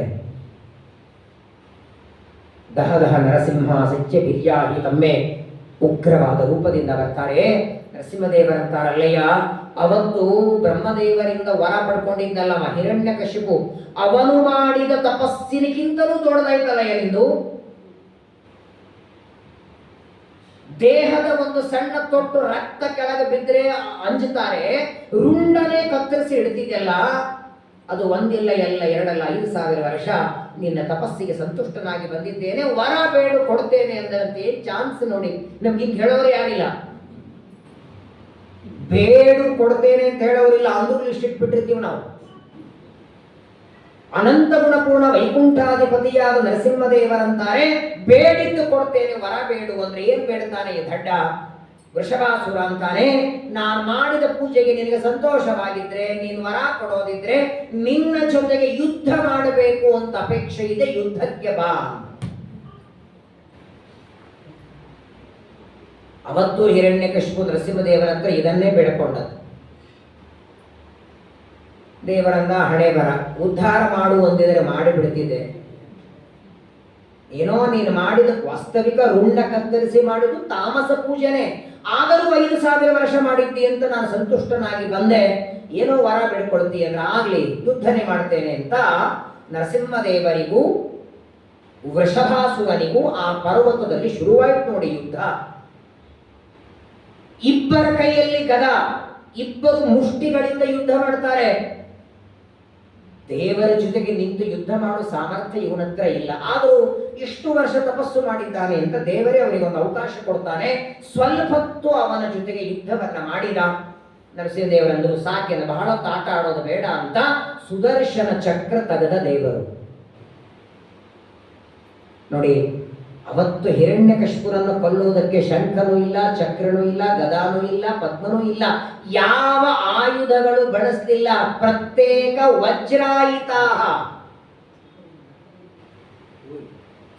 ಶ್ರೀಮದಾಚಾರ್ಯ ಹೇಳ್ತಾರೆ, ಪುರುಹೂತ ವೈರಿ ಬಲವನ್ನಾತಂಗ ಮಾದ್ಯದ್ಘಟ ಕುಂಭೋಚ್ಚಾತ್ರಿ ವಿಪಾಟ ನಾಧಿಕ ಪಟು ಪ್ರತ್ಯೇಕ ವಜ್ರಾಯಿತಾ ಶ್ರೀಮತ್ ಕಂಠೀರವಸ್ಯ ಪ್ರತತಸು ನಖರ ದಾರಿತಾರಾತಿ ದೂರ ಪ್ರಧ್ವಸ್ತ ಧ್ವಾಂತ ಶಾಂತ ಪ್ರವಿತತ ಮನಸ ಭಾವಿತಾನಾಗಿರುತ್ತೆ. ಯಾರಿದ್ದಾರೆ ಹೇಳಿ ಇಡೀ ಜಗತ್ತೊಳಗೆ? ನಮ್ಮ ಮನೆಗೆ ಯಾರಾದರೂ ಬಂದ್ರೆ ನಿಮ್ ಕಣ್ಣು ಚೆನ್ನಾಗಿದೆ, ಮೂಗು ಚೆನ್ನಾಗಿದೆ, ನಿಮ್ಮ ಉಗುರು ಚೆನ್ನಾಗಿದೆ, ಹೆಂಗ್ ಸ್ತೋತ್ರ ಮಾಡಲ್ಲ ನಾವು? ಒಬ್ಬ ವ್ಯಕ್ತಿಯನ್ನು ಹೊಗಳೋದಾದ್ರೆ ಅವರ ಸ್ವಭಾವ ಚೆನ್ನಾಗಿದೆ, ಗುಣ ಚೆನ್ನಾಗಿದೆ. ನರಸಿಂಹದೇವರ ಉಗುರನ್ನು ಸ್ತೋತ್ರ ಮಾಡಿದ ಗುರುಗಳು ನಮ್ಮ ಮಧ್ವಾಚಾರ್ಯ. ಮತ್ತು ಅವತ್ತು ಚಕ್ರನೇ ತಗೋಬೇಕಾಗಿತ್ತಲ್ಲ, ಚಕ್ರದಿಂದಲೋ ಗದೆಯಿಂದಲೋ ಹೊಡಿಲಿಲ್ಲ, ಉಗುರಿನಿಂದ ಹೊಡೆದ. ಇವತ್ತು ಚಕ್ರ ತೆಗೆದಿದ್ದಾನೆ.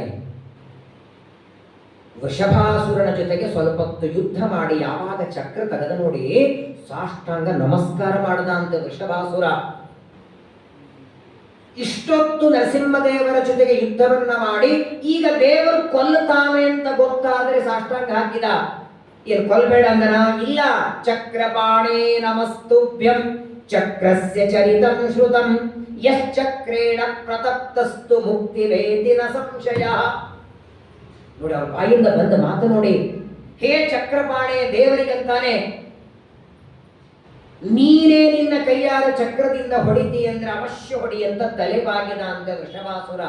ಈ ಚಕ್ರ ಅಲ್ಲ, ಇದರಂತೆ ಇರುವ ತಾಮ್ರದ ಚಕ್ರ, ತಾಮ್ರದ್ದೋ ಹಿತಾಣಿದೋ, ಅದನ್ನ ಗೋಪಿಚಂದನದಲ್ಲಿ ಎತ್ತಿ ಹಚ್ಕೊಂಡ್ರೇನೆ ಮೋಕ್ಷ ಕೊಡ್ತೀನಿ ನೀನು. ನಿನ್ನ ಚಕ್ರ ಅಲ್ಲ, ನಿನ್ನ ಚಕ್ರದಂತೆ ಇರುವ ಡೆಮೋ ಯಾವುದೋ ಒಂದು ತಾಮ್ರದ್ದು, ಅಥವಾ ಗುರುಗಳಿಂದ ತಪ್ತ ಮುದ್ರಾಧಾರಣ ಮಾಡಿಕೊಂಡ್ರೇನೆ ಮೋಕ್ಷ ಕೊಡ್ತಿ. ನೀನೇ ನಿನ್ನ ಕೈಯಾರೆ ಹೊಡಿತಿ ಅಂದ್ರೆ ಇದಕ್ಕಿಂತ ಭಾಗ್ಯ ಏನಿದೆ ಅಂತಾನೆ. ಬೇಡಿದ್ರು ಸಿಗಲ್ಲ ಸ್ವಾಮಿ, ಇದು ಅದೆಷ್ಟು ಕೋಟಿ ಜನ್ಮಗಳ ಪುಣ್ಯನೋ. ನಿನ್ನ ಕೈಯಾರೆ ಮರಣ ಅವಶ್ಯ ನನಗೆ ಚಕ್ರದಿಂದ ಹೊಡಿ, ಆದರೆ ಒಂದು ವರ ಬೇಕು ನನಗೆ. ಒಂದೇ ಒಂದು ವರವನ್ನ ಕೊಟ್ಟು ನನ್ನ ರುಂಡವನ್ನ ಕತ್ತರಿಸು. ಸರಿ ಬೇಡು ಅಂದಾಗ ಆಗ ವೃಷಭಾಸುರ ಹೇಳ್ತಾನೆ, ನಿನ್ನ ಜೊತೆಗೆ ಯಾವ ಪರ್ವತದಲ್ಲಿ ಯುದ್ಧ ಮಾಡಿ ಈ ಪರ್ವತದಲ್ಲಿ ನಾನು ದೇಹ ಬಿಡ್ತೇನೆ, ಇವತ್ತಿನಿಂದ ಈ ಪರ್ವತಕ್ಕೆ ನನ್ನ ಹೆಸರು ಬರೋ ಹಾಗೆ ಮಾಡು. ಈ ಪರ್ವತಕ್ಕೆ ವೃಷಭಾಚಲ ಅಂತ ಹೆಸರು ಬರಬೇಕು, ಇದೊಂದೇ ವರವನ್ನ ಕೊಟ್ಟು ನನ್ನ ರುಂಡ ಹಾರಿಸು ಅಂತಾನೆ. ನರಸಿಂಹದೇವರು ಅನುಗ್ರಹ ಮಾಡಿ ರುಂಡ ಏನೋ ಕತ್ತರಿಸಿ ಬಿಟ್ರು. ಆದರೆ ಜನಕರಾಜ ಶತಾನಂದರಿಗೆ ಕೇಳ್ತಾನೆ, ಅಲ್ಲ ಸ್ವಾಮಿ, ಇದೇನಿದು ಬಟ್ಟೆ ಮೇಲೆ, ಚಾಪೆ ಮೇಲೆ, ಕುರ್ಚಿ ಮೇಲೆ ಹೆಸರು, ಪರ್ವತ ಮೇಲೆ ಹೆಸರು ಹಾಕೊಂಡಲ್ಲ. ಸರಿ, ಇವನೇನು ನನ್ನ ಹೆಸರು ಬರಲಿ ಅಂತ ಕೇಳದ, ದೇವರ ಹೆಂಗ್ ಕೊಟ್ಟ ಅವನಿಗೆ ಅದನ್ನ? ಯಾರ್ದು ಆಸ್ತಿ ಮೇಲೆ ಹೋಗಿ ನನ್ನ ಹೆಸರಿನ ಮೇಲೆ ಹಾಕ್ರಿ ಅಂದ್ರೆ ಹಾಕ್ತಾರ? ತಿರುಪತಿಗೆ ಹೋಗಿ ಏನ್ ಮೇಲೆ ನಮ್ಮ ಹೆಸರು ಹಾಕ್ರಿ ಅಂದ್ರೆ ಪರ್ವತ ಅದು, ಅದೇನು ಯಾರ ಮನೆ ಆಸ್ತಿ ಅಲ್ಲ. ಹಾಗಾದ್ರೆ ಅದಕ್ಕೆ ಅವ್ನ ಹೆಸರು ಬಂತು ಯಾಕೆ? ಹಾಗಾದ್ರೆ ಆ ತನ್ನ ಹೆಸರು ಬರಲಿ ಅಂತೇನು ಅಂತ ನೋಡಿ. ಇದ್ರ ಒಳಗೇನು ಅಪೇಕ್ಷೆ ಏನಿತ್ತು ಅವನಿಗೆ?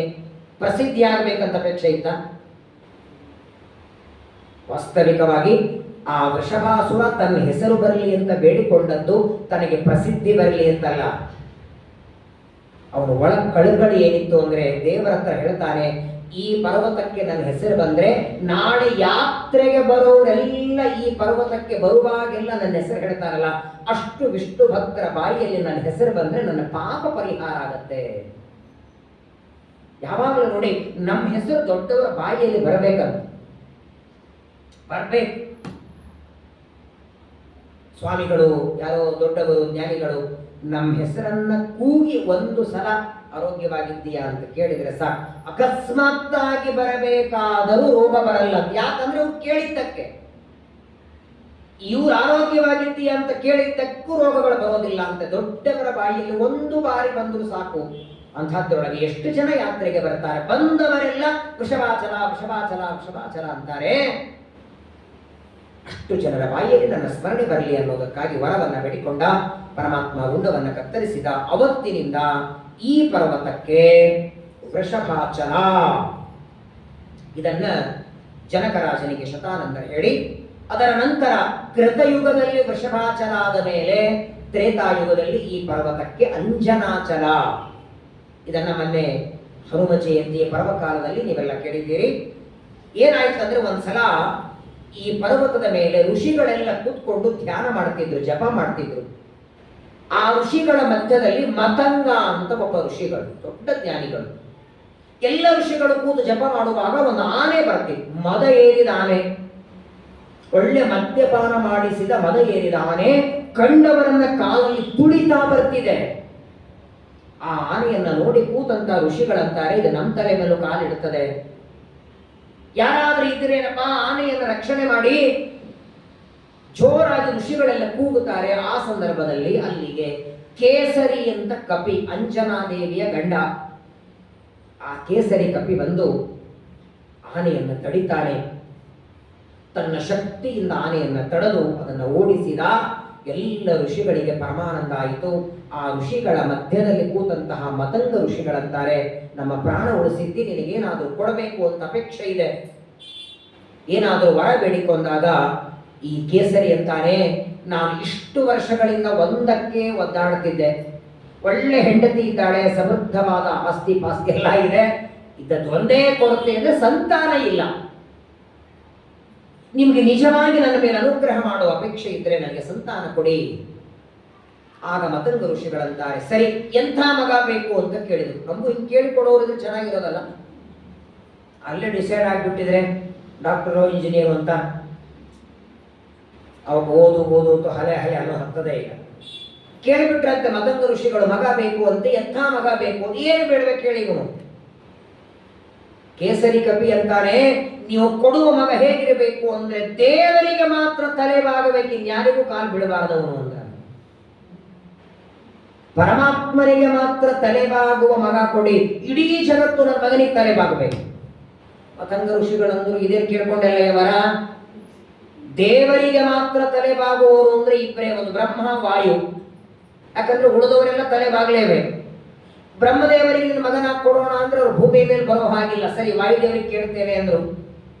ವಾಯುದೇವರಿಗೆ ಪ್ರಾರ್ಥನೆ ಮಾಡ್ತಾರೆ, ಮಗ ಕೊಡ್ತೀನಿ ಅಂದಿನ ಸ್ವಾಮಿ, ನೀವು ಮಗ ಹೋಗಬೇಕು ಅಂತ ಆಗಲಿ ಅಂತ ವಾಯುದೇವರು ಸಂತುಷ್ಟರಾಗಿ ಒಂದು ಹಣ್ಣಿನಲ್ಲಿ ತಮ್ಮ ಸಾಮರ್ಥ್ಯವನ್ನ ಇಟ್ಟು ಅಂಜನಾದೇವಿಯ ಗುಡಿಯಲ್ಲಿ ಹಾಕ್ತಾರೆ. 12 ವರ್ಷಗಳವರೆಗೆ ಯಾವ ವೆಂಕಟ ಪರ್ವತದಲ್ಲಿ ಇದ್ದು ತಪಸ್ಸು ಮಾಡಿ ಸಾಕ್ಷಾತ್ ಹನುಮಂತ ದೇವರನ್ನ ಅಂಜನಾದೇವಿ ಮಗನಾಗಿ ಪಡೆದೋ ಅವತ್ತಿನಿಂದ ಆ ಪರ್ವತಕ್ಕೆ ಅಂಜನಾಚಲ. ಇಷ್ಟು ನೆನಪಾದರೂ ಸಾಕಂತ. ಇಷ್ಟು ದಿನ ಆದದ್ದು ಹೋಗಲಿ, ಇನ್ಮೇಲೆ ನಾಳೆ ನಾಡಿದ್ದು ಯಾವಾಗ ಹೋಗ್ತಿರಲ್ಲ, ಮುಂದಿನ ತಿಂಗಳು ಯಾವಾಗ ಆ ತಿರುಪತಿಯ ಬೆಟ್ಟಕ್ಕೆ ಹೋದಾಗ ಕೃತಯುಗದಲ್ಲಿ ಇದನ್ನ ವೃಷಭಾಚಲ, ತ್ರೇತಾಯುಗದಲ್ಲಿ ಅಂಜನಾಚಲ, ಈ ಕಥೆ ನೆನಪಿಗೆ ನಿಮಗೆ ಬಂದರೂ ಮಹಾಪುಣ್ಯ ಇದೆ. ಹೀಗೆ ಕೃತಯುಗ, ತ್ರೇತಾಯುಗ, ಅದರ ನಂತರದಲ್ಲಿ ದ್ವಾಪರ ಯುಗ. ದ್ವಾಪರ ಯುಗದಲ್ಲಿ ಈ ಪರ್ವತಕ್ಕೆ ಶೇಷಾಚಲ. ಇದಕ್ಕೆ ಕಾರಣ ಏನು ಅಂತ ಜನಕರಾಜ ಮತ್ತೆ ಶತಾನಂದರಿಗೆ ಕೇಳ್ತಾನೆ. ಅದಕ್ಕೊಂದು ಸಣ್ಣ ಕಥೆ ಹೇಳ್ತಾರೆ. ಸಾಮಾನ್ಯವಾಗಿ ನೋಡಿ, ಶೇಷದೇವರು ದೇವರಿಗೆ ಹಾಸಿಗೆ ಅಲ್ವಾ, ಶೇಷ ಶೈನನೆವಾ ದೋಷ ದೂರನೆವಾ ಅಂತಿರಲ್ಲ. ಒಂದು ದಿನ ಶೇಷದೇವರನ್ನ ದ್ವಾರಪಾಲಕರಾಗಿ ನಿಲ್ಲಿಸಿದ್ದ. ನೋಡಿ, ದೇವತೆಗಳ ಸ್ವಭಾವ ಅಂದ್ರೆ ಹಾಸಿಗೆ ಆಗುವಂದ್ರಾಗಬೇಕು, ಆಸನ ಆಗುವಂದ್ರಾಗಬೇಕು, ದ್ವಾರಪಾಲಕರು ಆಗಬೇಕು, ಮಾತಾಡೋ ಹಂಗಿಲ್ಲ. ಶೇಷದೇವರ ಕೈಯಲ್ಲಿ ಬಂಗಾರದ ಬೆತ್ತ ಕೊಟ್ಟು ನಿಲ್ಲಿಸಿದ್ದಾನೆ ದೇವರು. ಯಾರನ್ನು ಒಳಗೆ ಬಿಡಬೇಡ, ಬಾಗಿಲು ಹಾಕಿದ್ದಾನೆ. ಪರಮಾತ್ಮ ನಿಂತಿದ್ದ, ಒಳಗೆ ಮಾತಾಡ್ತಿದ್ದಾನೆ. ಅದೇ ಸಂದರ್ಭದಲ್ಲಿ ವಾಯುದೇವರು ಬಂದರು. ವಾಯುದೇವರು ಬಂದಂತೆ ಬಂದು ಒಳಗೆ ಹೋಗಬೇಕು ಅಂದ್ರೆ ಇವ್ರು ಹಿಡಿದ್ರು ಬೆತ್ತವನ್ನ, ಬಿಡೋದಿಲ್ಲ ಅಂತಾರೆ. ವಾಯುದೇವರಂದ್ರು, ಯಾರಪ್ಪ ನೀನು, ನಾನು ಒಳಗೆ ಹೋಗ್ಬೇಕಾದ್ರೆ ತಡೀತಾ ಇದ್ದೆ, ದೇವರಾಜ್ಞೆಯಾಗಿದೆ, ಯಾರಿಗೂ ಒಳಗೆ ಬಿಡಬೇಡ, ಯಾರಿಗೂ ಬಿಡಬೇಡ. ಆ ಯಾರಿಗೂ ಒಳಗೆ ನಾನು ಬರಲ್ಲ ಅಂದ್ರು. ಈಗ ನಾನು ಬಂದದ್ದು ದೇವರಿಗೆ ಇಷ್ಟನೇ, ನನಗೆ ಅರ್ಜೆಂಟ್ ಕೆಲಸ ಇದೆ, ನಿನ್ನ ಜೊತೆ ಜಗಳ ಆಡಲಿಕ್ಕೆ ಟೈಮ್ ಇಲ್ಲ, ನಾನು ಒಳಗೆ ಹೋಗ್ತೇನೆ, ಬಿಡು ಅಂತ ಶೇಷದೇವರಿಗೆ ವಾಯುದೇವರು. ನೀವು ಯಾರಾದ್ರೇನು, ದೇವರಾಜ್ಞೆ ಇದೆ, ನಾನು ಬಿಡೋದಿಲ್ಲ. ವಾಯುದೇವರಂತಾರೆ, ಯಾಕೋ ನಿನಗೆ ಸ್ವಲ್ಪ ಹಿಂದಿಂದೆಲ್ಲ ನೆನಪಿಲ್ಲ ಅನಿಸ್ತದೆ. ಇದೇ ಭಗವಂತನ ದ್ವಾರಪಾಲಕರಾಗಿ ಇಬ್ಬರಿದ್ರು, ನೀವು ಅಣ್ಣ ತಮ್ಮಂದ್ರು, ಜಯ ವಿಜಯ, ನೆನಪಿದೆಯಾ? ಇದೆಯಾ? ಹೀಗೆ ನನ್ನ ಹಾಗೆ ಬ್ರಹ್ಮದೇವರ ಮಾನಸ ಪುತ್ರರು ದರ್ಶನಕ್ಕೆ ಬಂದಿದ್ರು. ಅವರು ಹೀಗೆ ತಡೆದದಕ್ಕೆ ಏನಾಯಿತು? 3 ಜನ್ಮ ತಾಳಬೇಕಾಯಿತು. ಯಾವಾಗಲೂ ದೇವರ ಸನ್ನಿಧಾನದಲ್ಲಿರುವಾಗ ಒಳ್ಳೆ ಗುಣ, ಒಳ್ಳೆ ಮಾತುಗಳಿರಬೇಕು. ಕಲಹ ಮಾಡಬೇಡ, ನಾನು ಒಳಗೆ ಹೋಗ್ತೇನೆ. ಮೊದಲನೇದು ಶೇಷದೇವರಂತಾರೆ ನೋಡಿ, ನೀವು ಬೇಕಾದಷ್ಟು ದೇವರ ಮಗ ಇರಬಹುದು, ದೇವರಿಗೆ ಬೇಕಾದವರು, ಆಗ ಈಗ ಸದ್ಯದಲ್ಲಿ ದೇವರಿಗೆ ಬೇಕಾದವರು ನಾನು ಅಂತಾರೆ. ನನ್ನ ಮೇಲೆ ಹೆಚ್ಚು ಪ್ರೀತಿ ದೇವರಿಗೆ, ಅದಕ್ಕೆ ನನ್ನ ಬಾಗಲ ಕೂರಿಸಿದ್ದಾರೆ ದ್ವಾರಪಾಲಕರಾಗಿ. ಶೇಷದೇವರನ್ನು ನೋಡಿ ಸ್ವಲ್ಪ ನಗು ಬಂತಂತೆ ವಾಯುದೇವರಿಗೆ. ಅಲ್ಲ, ದ್ವಾರಪಾಲಕನಾಗಿ ನಿಂತು ಇಷ್ಟು ಒದರಾಡ್ತಿದ್ದೀಯಲ್ಲ, ನಿನ್ನೊಳಗೆ ನಾನಿದ್ದದಕ್ಕೆ ನೀವು ಒಳಗಿದ್ದಿ. ದ್ವಾರಪಾಲಕನಾಗಿ ಒಳಗೆ ನೀ ಎಲ್ಲಿವರೆಗೆ ಇರ್ತಿ, ನಿನ್ನೊಳಗೆ ನಾಗಿರೋವರೆಗೆ. ನಾನು ಹೊರಗೆ ಬಂದ್ರೆ 4 ಜನ ಬೇಕು ತೀರ್ಥಯಾತ್ರೆಗೆ. ಮುಕ್ತಿನಾಥಕ್ಕೆ ಹೋಗ್ಬೇಕಾದ್ರೆ ಡೋಲಿಯಲ್ಲಿ ಹೋಗ್ತಾರೆ ನೋಡಿ, ಆದ್ರೂ 4 ಜನ ಅದ್ರಲ್ಲಿ ಕೂಡಿಸಿರ್ತಾರೆ. ಪಾಪ ಅವ್ರು ಹೇಳ್ತಾರೆ, ಸಾಧ್ಯ ಆದ್ರೆ ಹಿಂಗೆ ಅಡ್ಡಾಗ್ರಿ, ಕಾಲು ಮಡಚ್ರಿ ಅಂತ. ಹಾಗೆ ಎಂತ ಮಾತು ನೋಡಿ, ವಾಯುದೇವರು ಹೇಳೋ ಮಾತಿದು. ಬಿಡಾಲಂತ ಸ್ಥಿತೋ ವಾಮಿ ಬಹಿಸ್ತೇ ಬಸವೋ ನಹಿ. ಮನೆಯೊಳಗೆ ಬೆಕ್ಕು ಆಡುತ್ತಿರ್ತದೆ ಒಬ್ಬ ರಾಜನ ಮನೆಯಲ್ಲಿ. ಹೊರಗಡೆ ಗಜಶಾಲೆಯಲ್ಲಿ ಆನೆ ಕಟ್ಟಿರ್ತಾರೆ. ಆನೆ ವಾಸ್ತವಿಕವಾಗಿ ಹೊರಗೆ ಕಟ್ಟಿರ್ತಾರೆ, ಬೆಕ್ಕು ಮನೆಯಲ್ಲೇ ಓಡಾಡುತ್ತೆ. ಆದರೆ ಬೆಲೆ ಯಾವುದಕ್ಕೆ? ಹೊರಗೆ ಕಟ್ಟಿದ್ರು ಆನೆಗೆ ತಾನೆ. ಹಾಗೆ ನೀನು ಮನೆಯಲ್ಲೇ ಇದ್ರು ನೀನು ಬಿಡಾಲ, ಬೆಕ್ಕು. ನಾನು ಹೊರಗಿದ್ರು ಆನೆ ಅಂತಾರೆ. ತಾತ್ಕಾಲಿಕವಾಗಿ ನಿನ್ನನ್ನು ದ್ವಾರಪಾಲಕ ಮಾಡಿದ್ದಾರೆ ಅಂದ ಮಾತ್ರಕ್ಕೆ ನೀನು ಯಾರಿಗೂ ಮರ್ಯಾದೆ ಕೊಡೋದಿಲ್ಲ, ಹೇಗಿರೋದಿಲ್ಲ ಅಂತ ಅನ್ಬೇಡ. ನಿನ್ನೊಳಗಿದ್ದು ನಾನು ಉಸಿರಾಡ್ತೀನಿ ಅಂತ ನೀನು ಇಲ್ಲಿದ್ದಿ, ಇಲ್ಲ ಇಷ್ಟೊತ್ತಿಗೆ ಎಂದೋ ಜಾಗ ಖಾಲಿ ಮಾಡ್ಬೇಕು ನೀನು. ಎಷ್ಟು ಕಲಹ ನೋಡಿ, ಅವಾಚ್ಯ ಕೆಲವು ಮಾತು. ಅದಕ್ಕಾಗಿ ಶ್ರೀಮದಾಚಾರ್ಯರು ಮಾತಂತಾರೆ, ಆಗಾಗ ದೇವತೆಗಳ ಭೂಮಿಗೆ ಬಂದರೆ ಅವರಿಗೆ ಅಸುರಾವೇಶ ಆಗತ್ತೆ. ಆಗ ಶೇಷದೇವರಿಗೆ ಅಸುರಾವೇಶ ಆಗಿತ್ತು, ವಾಯುದೇವರ ಬಗ್ಗೆ ಅವರಿಗೆ ಮರೆತು ಹೋಗಿತ್ತು. ಇಷ್ಟು ಮಾತುಗಳು ಹೊರಗೆ ಆಡುತ್ತಿದ್ದಾರೆ. ಒಳಗಡೆ ದೇವರು ಎಲ್ಲಿದ್ದಾನೆ, ಬಾಗಿಲು ಕಿರಿಗೋಡ್ಸ್ಕೊಂಡು ಕೇಳ್ತಿದ್ದ ಅಂತ ಇವರಿಬ್ರು ಜಗಳ ಭಾಳ ಸೇರ್ತದಲ್ಲ ಎಲ್ಲರಿಗೂ. ನೋಡಿ, ಎಷ್ಟೇ ಅರ್ಜೆಂಟ್ ಒಳ ಬೈಕಲ್ಲಿ ಹೋಗ್ಲಿ, ಪಕ್ಕಲ್ಲಿ ಯಾರು ಜಗಳ ಆಡ್ತಾ, ಈ ಬೈಕ್ ಸೈಡ್ ಯಾಕೆ ನೋಡ್ಕೊ ಹೋಗಿರ್ತಿರ್ತ. ಆಫೀಸಿಗೆ ತಡ ಆದ್ರೂ ವಿಚಾರ ಮಾಡಲ್ಲ, ಒಂದು 5 ನಿಮಿಷ ನೋಡಿ ಬಂದು ಹೋಗ್ತಾರೆ. ಅವಶ್ಯಕತೆ ಅದ್ರ ದರ್ಶನ ಬಿಡಿಸಲ್ಲ, ಮತ್ತೆ ನೋಡ್ಕೊಂಡು ಬಿಡಿಸಿದ್ರೆ ಮುಗಿದು ಹೋಗುತ್ತಲ್ಲ, ಮುಗಿಬಾರ್ದು. ವಾಯುದೇವರ ಶೇಷದೇವರ ಮಧ್ಯದಲ್ಲಿ ಮಾತುಗಳನ್ನ ಕೇಳಿಸ್ಕೋತಿದ್ದಾನೆ ದೇವರು. ಸ್ವಲ್ಪ ಹೊತ್ತಾದ ಮೇಲೆ ದೇವರು ಬಾಗಿಲು ತೆಗಿತಾನೆ. ಬಾಗಿಲು ತೆಗೆದ ಕ್ಷಣ ಶೇಷದೇವರು ಕಂಪ್ಲೇಂಟ್ ಶುರು ಮಾಡಿಬಿಟ್ರು. ಮಲಯಾಚಲವಾಸಸ್ತು ವಾಯುರತ್ಯಂತ ಗರ್ವಿತ. ಮಹಾ ಗರ್ವಿಷ್ಠ, ನಾನೇ ದೊಡ್ಡವನು, ನಾನೇ ಬೇಕಾದವನು ಅಂತ ಒದರ್ತಿದ್ದಾನೆ. ನೋಡಿ, ದೇವರನ್ನ ನೋಡಿದ ಕ್ಷಣ ವಾಯುದೇವರು ಸಾಷ್ಟಾಂಗ ನಮಸ್ಕಾರ ಮಾಡುತ್ತೆ. ಇದೇ ಇಬ್ಬರಲ್ಲಿ ವ್ಯತ್ಯಾಸ. ವಾಯುದೇವರು ನಮಸ್ಕಾರ ಮಾಡ್ತಾರೆ, ಶೇಷದೇವರು ಕಂಪ್ಲೇಂಟ್ ಹೇಳ್ತಾರೆ. ಪರಮಾತ್ಮ ಯಾರನ್ನು ಬೈಬೇಕು ಹೇಳಿ?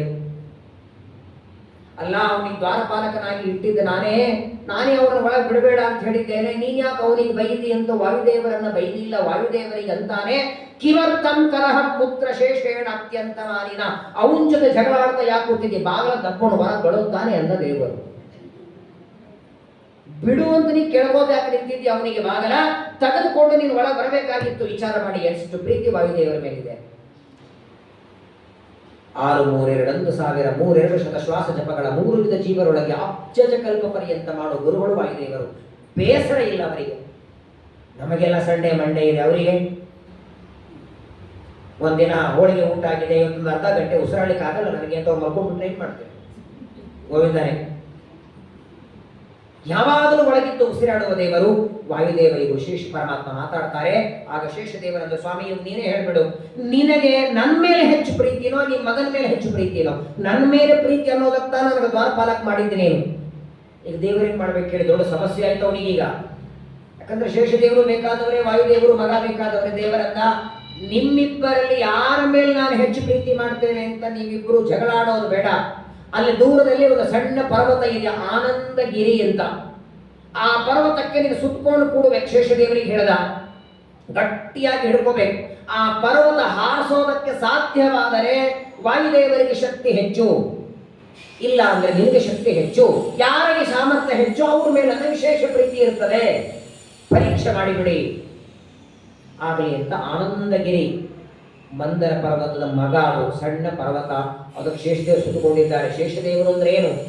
14 ಲೋಕ ಬ್ರಹ್ಮಾಂಡ ಯಾವ ಶೇಷದೇವರ ಹೆಡೆ ಮೇಲಿಟ್ಟೆ ಸಣ್ಣ ಸಾಸಿವೆ ಕಾಳಿನಟ್ಟು ಅಂತ ಶೇಷದೇವರು ಹೆಡೆ ಮೇಲೆ ಪರ್ವತ ಇಟ್ಕೊಂಡು ಕೂತಿದ್ದಾರೆ.